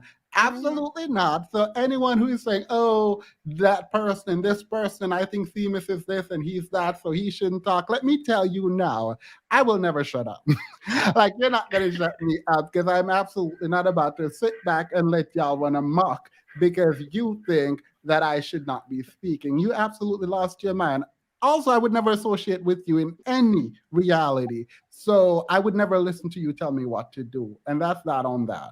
I will never address that again. I think I have an example of like what you mean between, for instance, with white women or white movies, you'll have Snow White and the Huntsman, the evil queen. She had this like presence, but she was never labeled masculine, um, even though she came across as like very regal and like she has control of her kingdom and everybody's to her beck and call, but she was never labeled masculine. And it was like, it was alluring in a way, and kind of like the imagery of, sometimes you'll have like European women, East European women, they'll do the bodybuilding stuff, but it's not like they get labeled masculine, even though they do all this stuff. But like Black women, I mean, we do a little bit, and it's like, oh, she overpowered me, and Black masculinity or whatever. So it's kind of like we can't really, the imagery, we're not allowed to have like room to be these different faceted like characters. And also it kind of reminded me, because you guys were talking, did any of you guys watch The Photograph? And in that aspect, I really looked forward to that movie, because I wanted to see romance, like Black women being loved and doted on. And I just like, that movie didn't really execute well as I hoped it would. And I think, and part of the reasons I think is because I'm not used to seeing Black women being doted on in television like that. So I don't know. It just, that movie was I not mean, it for me. and I think that is a decision. That is a very specific decision. Um, Also noted that please don't feel bad about wanting your images to be uplifted, because John Boye, the guy who did The King in there, said he only dated Black women and white women had a fit, right? Because they understand the power of image and protecting your image. Don't let people tell you not to protect your image. Someone said, wait, where is this? Also, Women King is fake history. We know. we literally talked about that in the beginning. Respect to the writer, but there would have been issues in the original script that was weeded out by the actresses and maybe a Black woman consultant. The panel was open for people to disagree. Thank you, by the way. Yasmin, go ahead. Oh yeah, I just have something small to say. I agree with her very much. I just wanted to interject on what she said about the strong Black women. I think that's an amazing thing, being strong and independent. I think they're trying to say it's bad to demand you and make you submissive and dependent on other people. But you need to understand that these qualities is what help you achieve things in life. It's what help you become the most educated woman in the United States of America. So I don't think you should really push back on being strong or being independent. Yeah, I think Black women are pushing back because of the one-dimensional note it hits. And this idea that they should be some kind of mule. But I mean, I think that again, we can become strategic in when we lean into what tropes. Unfortunately, sometimes the world is going to force an image onto you. Murder Magic Trick, you've been on for a while. Thank you, Yasmin. Murder Magic Trick, you've been on for a while. Oh, were you done? Sorry. Oh yeah, I just was gonna say, you have to be careful because you will also lose who you are trying to appeal to a different narrative. Yeah. Murder Magic Trick. You're muted. I know you're driving. Be safe. Okay, no, I'm home now. I just got home, so yeah. I was getting food, so that's why I kept going in and out because I was ordering and then I was picking up. So yeah, but I just wanted to come in and I missed a couple of things, but I picked up on some things that people were, I guess, arguing about in the comments. I see Crystalline is no longer on, but I just wanted to make a comment about like the whole white woman thing.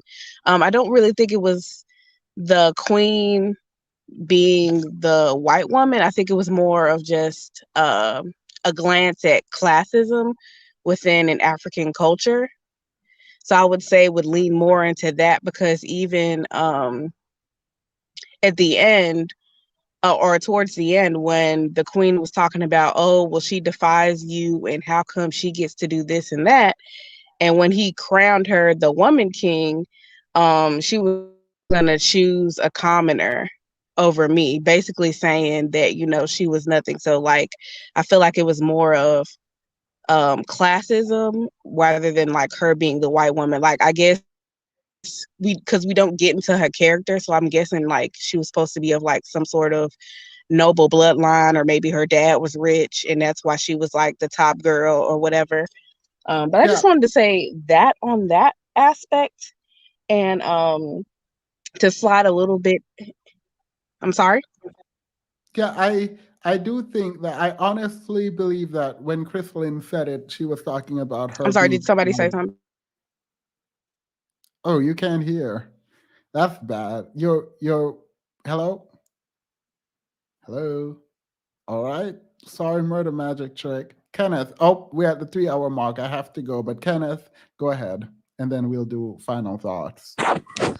I don't want to hold you, but I just want to let you know that I always love your shows. It's very Thank you. I appreciate that. very informative, and I think you come from I think the fruitcakes. What's so funny about the fruitcakes, right? Is that you're in a very special spot, and a female, a heterosexual woman pointed this out to me. She said that she didn't say the fruitcakes, but I'm saying it because that's what you guys say.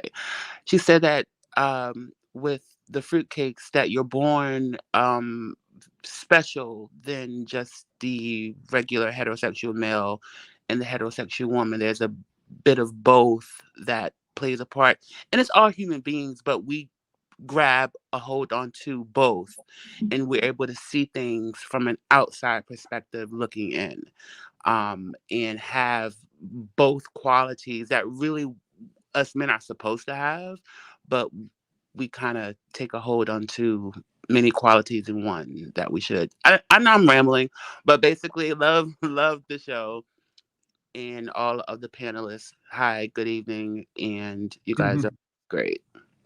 Appreciate And that. they're always like, look, anything that Hollywood puts out, or if a Fortune 500 company puts out a statement, oh, we're donating 100 million to Black women or blah, blah, blah, like you always see a particular group that's mad. And it's always the hetero Black men who are always mad when they see the women getting things, and it's like, well, what about me? I want things too. But they're not looking at it as like we're supposed to be like building things for ourselves. You shouldn't want any type of handouts, like as a man, like you shouldn't. That's my belief. I believe that you should work for it. So it just shows that where we're at as a society, like we're the only group where a woman could get something great and the man is just like hating and just don't like it. So yeah, I don't know about a solution because I think we're too far gone. So I don't know if there is a solution. Not you giving up on the community. Well, I mean, just look at us, bro. Like, look at us. Like, look where we're at. And the internet just makes it 10 times worse because it strips us of our humanity even more. It strips us of our sensitivities and our individualities. And, it just makes all the people who were in the slow class in high school, all the people, some people shouldn't have voices, bro. Like, honestly, So, some people I shouldn't mean, have I voices. I I agree, but can we consider, and this is a stretch, so I every time I lose hope, I find a reason to have hope. So everyone log off now. But could it be considered that this is the awakening process, right? When we see all of the sort of mess, and I'm going to call them degeneracy, bubble up, we now are face to face with the reality of what exists. Love looks so pretty, she does. Where is it? We are now face to face with the realities of what we have to see, and what we are and what we could be, hopefully. And in the seeing of who we are and what we could be, hopefully the decision is that we become who we can be, the better version of ourselves, as opposed to get stuck in the degenerate state.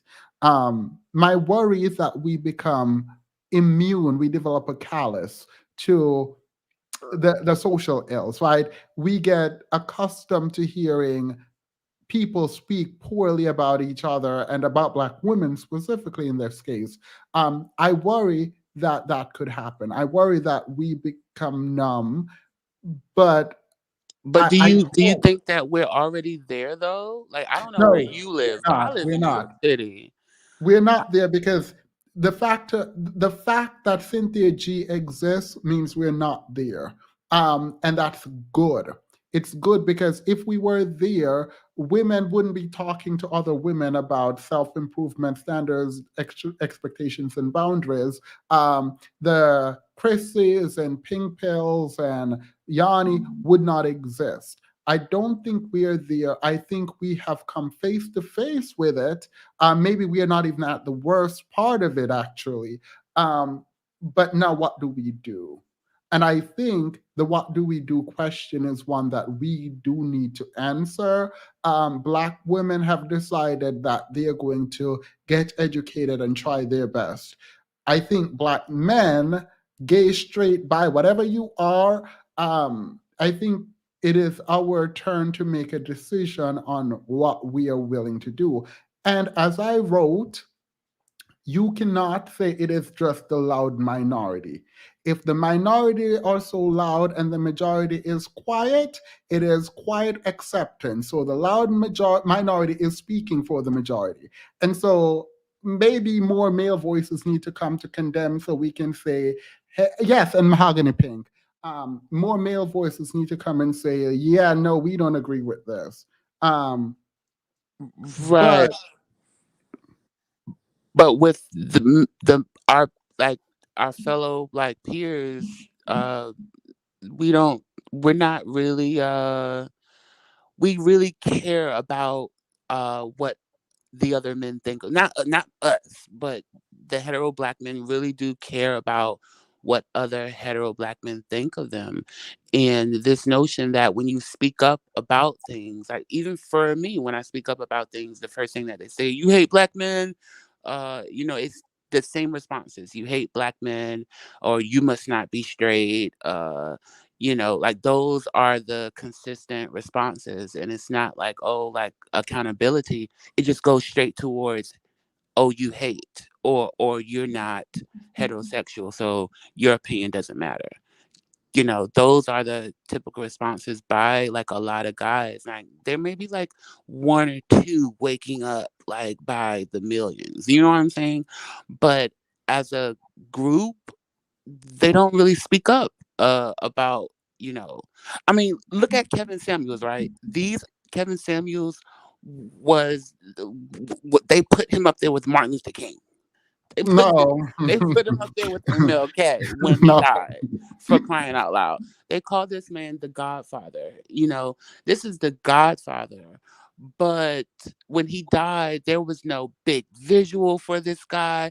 There was no public memorial. They did not meet up at the Oh, church. no, I'm not accepting that. Nobody put him with MLK, and even if they tried to, they failed because they didn't show up and show out. So Right. I'm not about to do that. Also, I don't speak about Kevin Samuels because he passed away, and I don't speak ill of the dead unless it's the Queen of England. Sorry, go ahead. Yeah, that's basically it. I agree with you. I just don't know any solutions I mean, I'm solutioned out. I kind of have given up on some of my brothers, and I've kind of given up on some of my sisters too, because some of the women are too far gone as well due to the conditioning of the society. And I believe that Wait, sorry, I'm not laughing at you. I'm laughing at the comment. Kevin Samuel's a goat. Don't hate. Look, I said I won't speak ill of him, but if you want to hear my opinion, you can definitely come and ask me. Go ahead. No, yeah, I just think that there should be like a separation. Like I honestly don't have a solution. I do think that, Black women are waking up, more and more. There are a few like Black men that are waking up, like a few, but I mean, if we're gonna wait on them to wake up, then it's going to be another 200, 300 years, I believe, honestly. Not Yeah. trying to be negative, but just looking, and living here in New York, like everything is kind of heightened, everything is like times 1,000, Yeah. it's doesn't look too promising. No, I appreciate that. Thank you, Yasmin. You meant it as a joke, but you were right. I saw him as a father figure. Many of us who didn't have fathers looked up to him, and I don't know why. Sorry to hear. I didn't. My father was murdered when I was 5 years old. Okay, but I'm not out here looking at any old man as a. No. So wait, no. So I saw a video of Jordan Peterson crying about men today and all of that. And I would be lying if I don't say I don't have sympathy. I am sympathetic to the plight of men and women who did not have their fathers at home, who did not have their fathers to take care of them, right? When I think about the men online searching for a father figure, do I believe some of them are genuinely looking for role models? Yes. Do I think that is an excuse to engage in degenerate behaviors and dragging women who did nothing to them? Absolutely not. So when I consider my sympathy, I have to weigh that against the harm being done. And the harm being done is too high. It is too great a cost, because if just one Black woman listens to this stuff and agrees with it, they have destroyed their life. If a woman actually sits down and listens to the manosphere and goes, you know what, my job doesn't matter, my career doesn't matter, my education doesn't matter, I need to just be soft, sweet, and submissive, whatever they're talking about. If they do that, their entire life is ruined, right? And so, because of that reality, I cannot sympathize with the message coming out of the manosphere and the reality that there are some men dependent on these men in the manosphere to be their fathers, right? Right. Yeah. At some point, you go to therapy. If a lot of people can't afford it, I was told, and how elitist I was to recommend therapy to people. So, my bad. But Deleted. if you can't afford therapy, then there's going to be a lot of work to father and parent yourself. And I Right. don't say that's easy, but there are ways to do it. I am here to tell you the truth. So maybe I am not the uncle, cousin, father figure. I am not. I promise you I'm not, because you're going to hate me. But I think you can find it out there. I will find a YouTuber that I like, but I promise I haven't met them yet, that you can look up to. So that sucks. Money might be looking for mentees. Like I I think they're out there. You just gotta look for them. I see positive black men on Instagram like all the time. Like they have like different groups with the men in suits who go around to the schools and they pump up the like kids and the boys at early in the morning, and then you have other men groups who go to schools to as like protection. Oh, I saw that video of men in somewhere in Louisiana going to the school because there was a ton of fight, and the kids stopped fighting when the fathers were there. And I think that is great. I wish we would see more of that. I think I showed that too. Yeah, that's in That's great. Shreveport, Louisiana. Yeah. So I think more of that, less arguing about women should be submissive to you. Oh my. At this point, I don't want to hear it. Like people, like no one want to hear that. Like get a job. Sorry. I'm done. I think I need to go because I feel like we're going to devolve into mess, and I feel like this was a great stream, like a really good stream where nothing too bad happened. So I'm not about to go down that road. All are welcome here. If you don't feel safe here, first, I apologize. I am not here to push any political agenda, but we will respect each other. When people are up here speaking, please be respectful. If you're not, you will be removed. If you're not comfortable calling someone by their chosen gender, call them by their name. I am not going to tell you you have to refer to someone as she if you don't want to, but I am telling you, if you don't refer to them as their name, then you're removed, because I think it is disingenuous to pretend like we don't call people by their name in the real world, and to pretend like people don't usually give you their name. So I will never, as a person with too many women on this channel, I cannot define womanhood for a woman. I would never attempt to do it.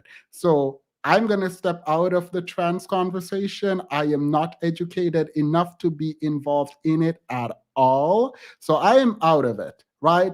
But to the extent there is a trans person on here and you don't want to call them she, fine. Just refer to them as their name. Their name, that is it. I'm not asking, it's not even their real name, it's their screen name. Just use their screen name. That is it. I think that is a good middle ground. And I will not tolerate it, because if we can make space for some of these men to come on and go on for hours and say absolutely nothing, we can extend that respect to everyone.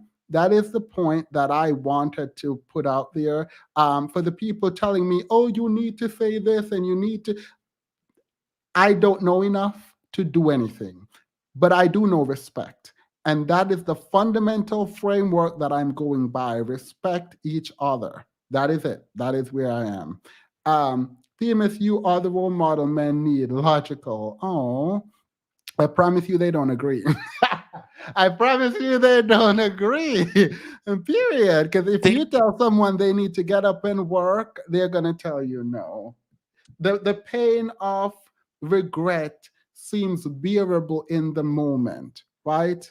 So when I think about life, there are two kinds of pain.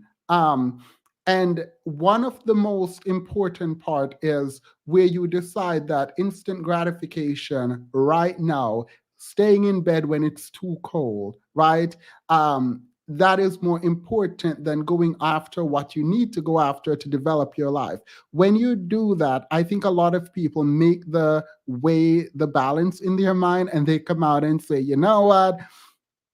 I'm going to regret this later, but I'm going to do it. I am not one of those people. I believe in building my life the way that I see, and my internal locus of control is too strong for me to focus and think that the pain of regret is somehow useful in any time, anywhere, right? So that kind of messaging, I don't think is sexy for a people who think that you can just go buy a suit and be successful. You can dress well and then you're successful. So if you believe that, my message won't work for you. And some people are like, oh, he too feminine. And I embrace femininity. I think femininity is beautiful. So I'm not about to sit here and defend myself against anyone. If you like your life, that's great. Because as I'm sitting here, I sure love mine. I did everything I set out to do, and I'm happy with my life. So if you are mad about yours, that's you, and that's that on that. But that is it. Wait, what I do, Prince Freddie, you are making people mad. That's what you did. Anywho, I appreciate you guys so much. Confidence with Love, Money, yay, Kenneth. You all have a minute or 30 seconds if you have anything to get off your chest. I would say really quickly, I loved everybody, that was up here. And of course, you guys are my family. Fruitcake gang, that's me. Yeah. So Yes. I want to say too that the Woman King gives us a really great opportunity. One of the things that we didn't talk about was Viola Davis's role behind the scenes for over 7 years, and what she did to ensure that each of these incredible dark skinned Black women of different sizes, and then there were some light skinned women too, but primarily this was centered on dark skinned Black women. And I was so gratified for it, right? I think that she went to bat for them wearing their natural hair, that no one gets to discuss how their skin is. Nobody gets to discuss this, that, or the other. And that she ensured that as a producer, there were her and the director, Gina Prince, also a Black woman, made sure that there were people in the background who were filming and all of those things who were Black as well, because they wanted these women to be centered. And I think that's what the problem is. When we start centering Black women, here comes everybody out of the woodwork with their opinions and whatever. And frankly, I don't care whether people like me as a Black woman or not. Piss off anyway. And I love the word powerful, because I get to define who I am. And so do each one of you. I want us to really take the opportunity to do things like, yo, girl, I'll be in the books. Read and discover for yourself. This book, I've said it before, it kind of pissed me off, but this is one of the only books about the Dahomey warriors. And it pisses me off because it was some white folks in the 1800s who wrote this. But remember, these are not the only warriors that Black women have ever been. Yeah. We the original of all types of elements. And I think that's what scares people so much, is that we're elemental. And they want to harness us instead of uplifting, holding us sacred by policy, protecting, these types of things. And the Woman King gave me all of that. So I thank you so much, Themas, for your time. I thank everybody else. You guys have a great night because y'all know I'm asleep. Go to sleep. Happy birthday. I hope you do something fun though. Happy Okay. birthday. Someone asked, I only said one pain.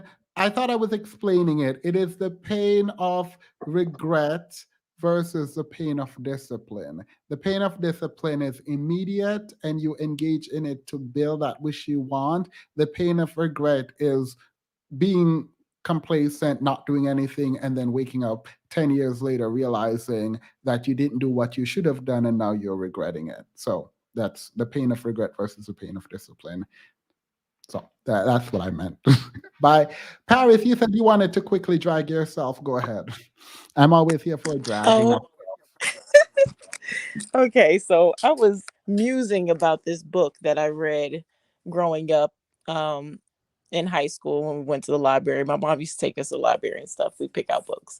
So I'm musing about this just fantasy style, African centered, um, just journey of hero that this guy embarked on.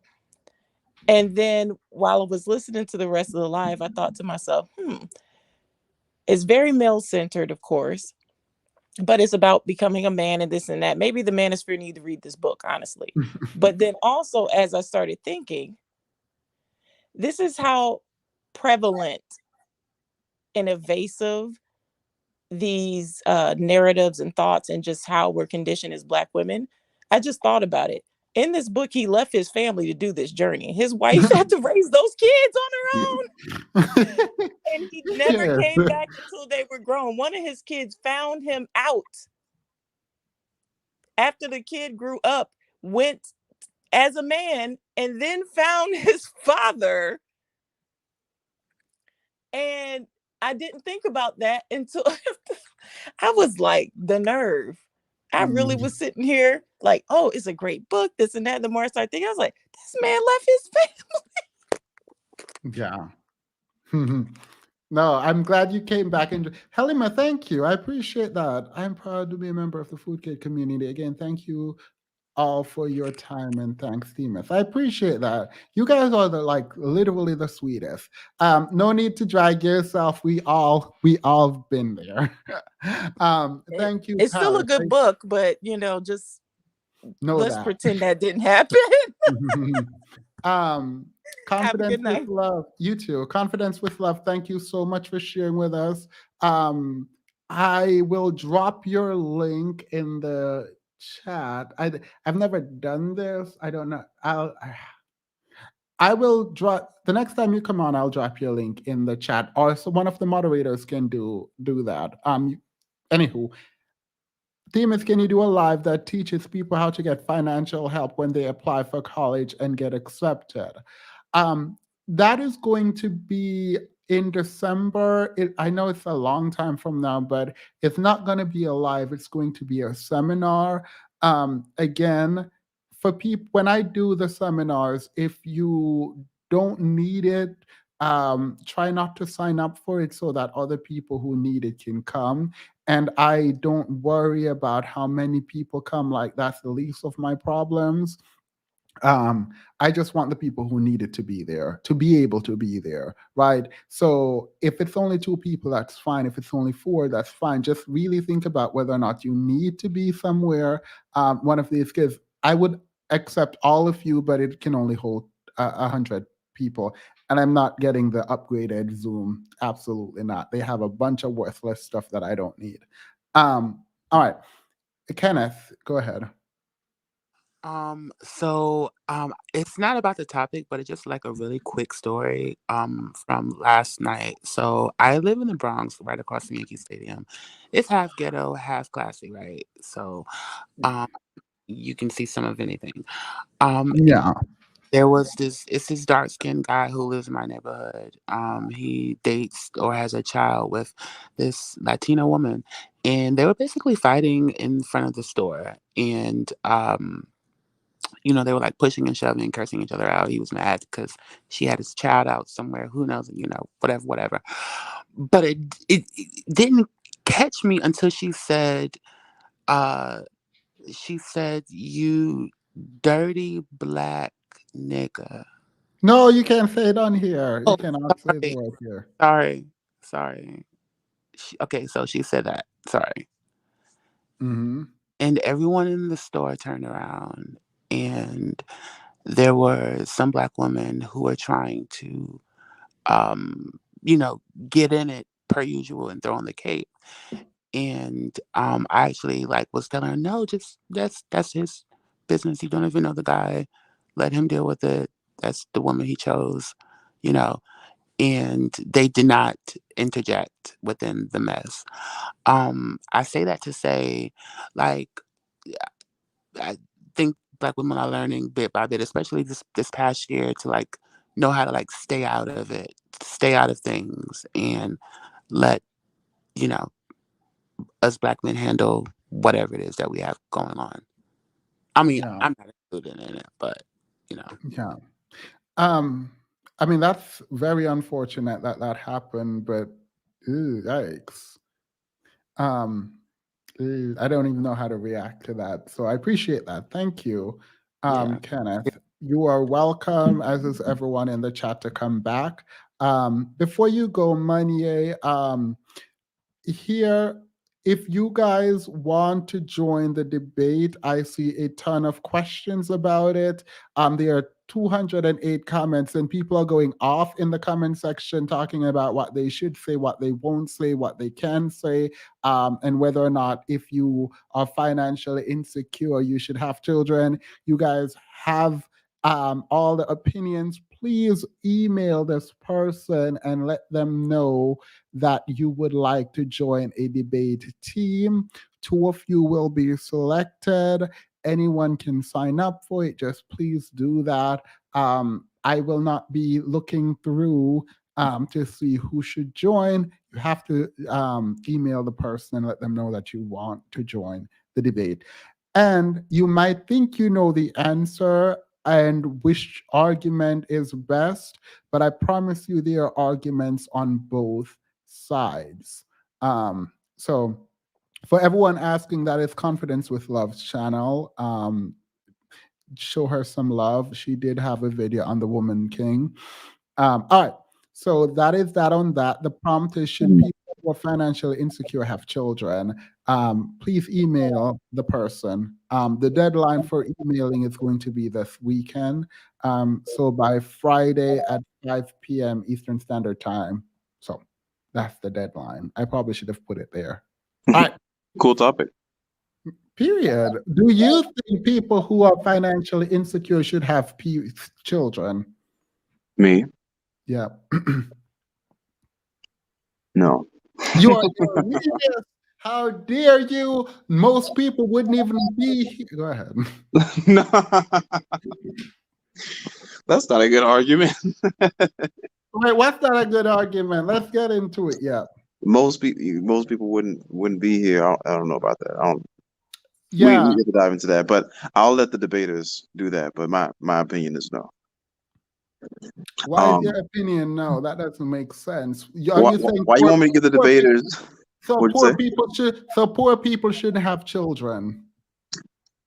It depends on how you define poor. But why are we trying to give out the one side an upper hand with my argument?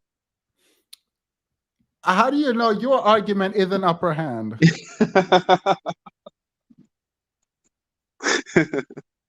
Well, I'm giving them talking points then.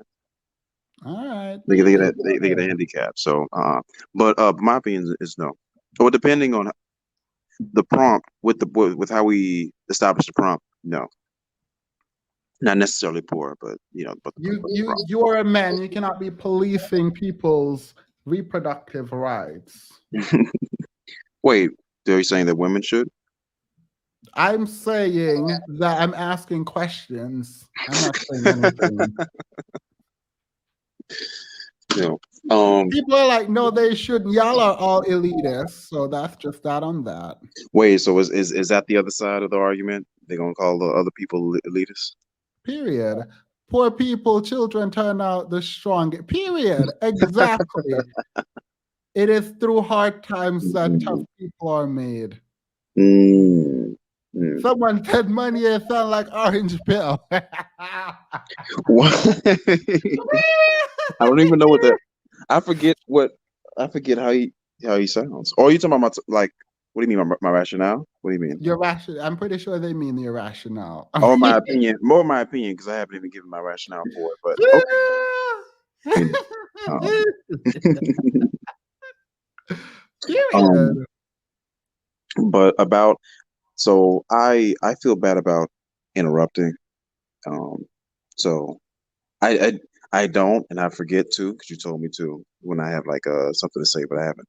I usually be quiet, but and then I wait, until like a natural pause in the conversation to speak. So some of these things are kind of scattered.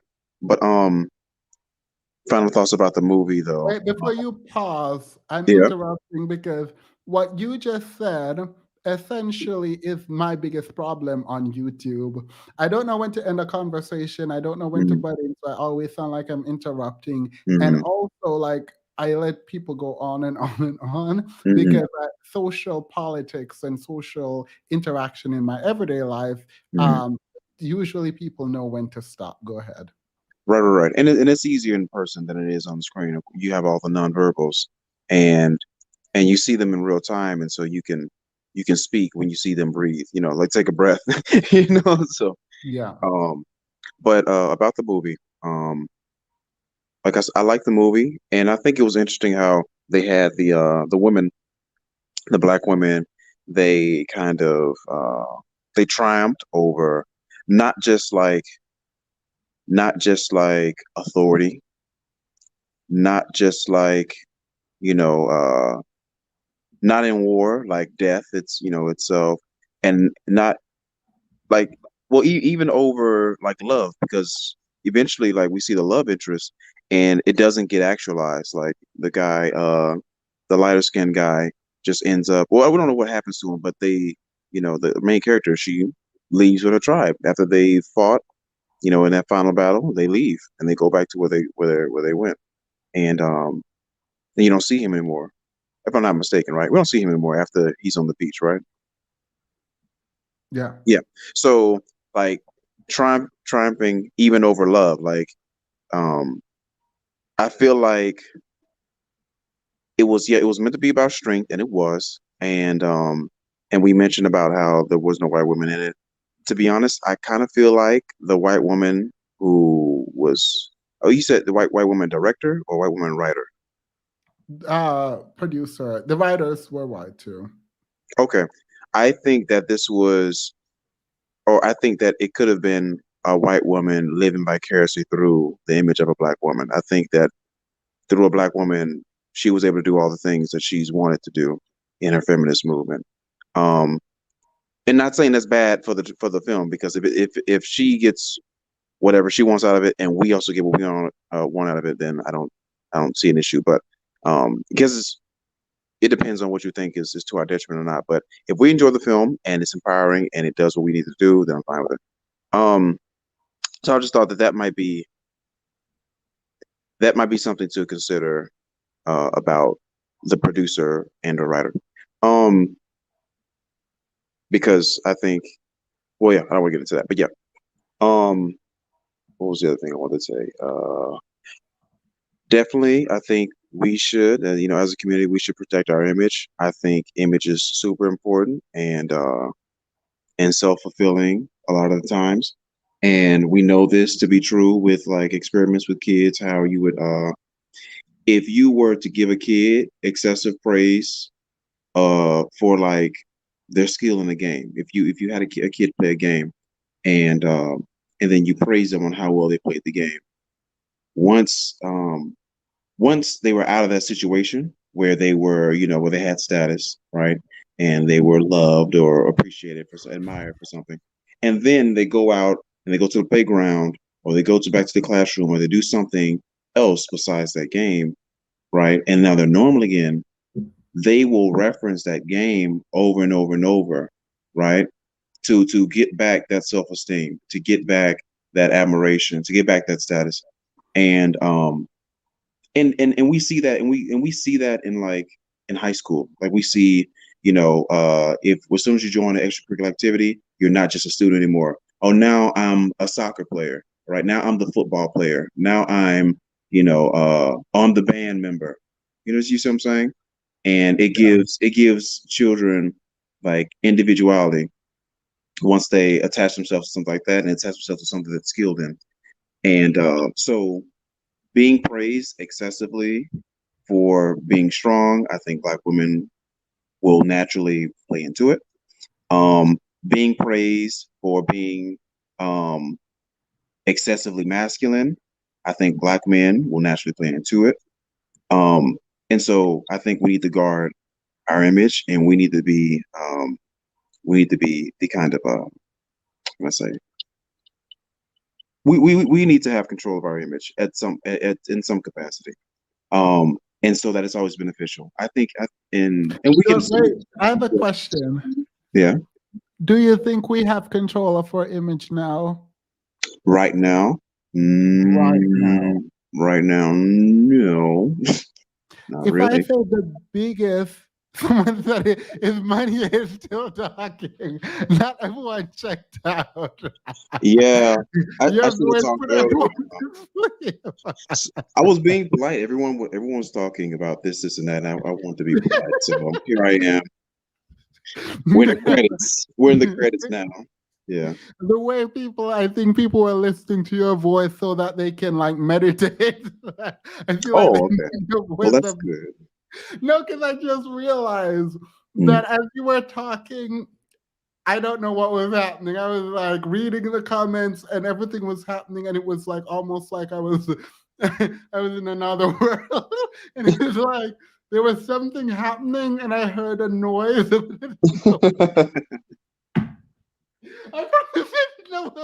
No, I get it. It's been 3 hours. I mean, I wasn't here at the start of the live. I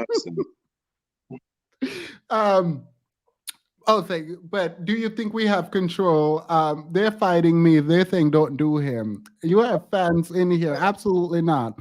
But do you think we have control of the media now? Of our media? Do we? No, but I appreciate Jay-Z and people like Jay-Z, people like Snoop Dogg, people like Kevin Hart and Beyonce, who are and Jordan Peele, people who are getting into the spaces to be able just to control some content and not just be producers, not always just be, like cows to be milked, but they're trying to own a farm. You know what I mean? Yeah. Beyonce has her production company, and so does Kevin Hart. Jay-Z, through some very sly decisions, became the what is he? He's kind of like the threshold to the Super Bowl performance, halftime performance. Like he helps select the acts. So now he's kind of the gatekeeper for that. And so so I appreciate that. I appreciate us not just being the talent, but not being the managers of the talent and the producers of the talent. That's way more influential. So I definitely started dozing. I love a nice deep soothing voice. okay, I'm gonna take that as a compliment. After a 3-hour live. After a 3-hour live, I understand. So period. But I think we like one of the most watched forum is YouTube. You want to see social media? Okay. And I think we have a lot of money auditioning to steal a show. Money, go steal the show and put y'all all to sleep. What you trying to say? I'm not entertaining enough. Oop. Oop. No, I wasn't saying that. Yeah. But if YouTube is the most watched and we can literally turn on the camera and sit in front of a mic, don't, at least in that way, don't we have control in that way? Oh, you mean like you said YouTube? Yeah, it's the most watched forum. Oh, okay. Well, yeah. I think now with attention, with attention, switching from the normal TV, because I haven't watched normal TV in years and years, right? So I understand that now we have more of a pool. So I mean, we can grow it, and we can try. But I thought I hear frequent complaints about YouTube silencing people or this that, but I don't know. I'm not in the space like you are. Yeah. Yeah. Yeah. Are you listening? I didn't hear a word you. See, look at that. Wait, I promise you, I've never had this happen where this is a good idea actually. Money should do voiceover for her face. Period. Look, the way I didn't know what you just said, I think you said, someone said, don't forget the algorithm. True, true, true. I think you said you would agree that some level of control is there, right? Some level. Yeah. Now, you know, the gatekeepers were Hollywood and were the producers, were the radio shows. Remember the radio stations? They were really big gatekeepers too. And so, but now we have, you know, SoundCloud, and we have once again YouTube. So yeah, I think we have more influence now than ever. Yeah. Yeah. And so my problem though is the stories we're telling aren't great. But we also didn't learn how to tell stories and how to uplift each other. And by how to uplift each other, I mean how Black men should uplift Black women. That's what I. And another thing is that we've been so trauma for so long that it's normal. And so if we are lifting each other, like, is it marketable even to ourselves? You know what I mean? We have to be on the same train. You know, we have to be on the same train of thought to say that we want this. Not only will some people produce it, but there also has to be the demand for it. You see what I'm saying? Yeah. Yeah. So whenever I have things to read, it's gonna be Money and The Rock Girl. You guys are at the top of the voice off now. Issa Rae tells good stories in Insecure, I hear. I've never watched it, so I can't say. I've heard about that too, Prince Benny. Look, Lindetta, I am concentrating. Money is gonna make you concentrate to hear what is happening.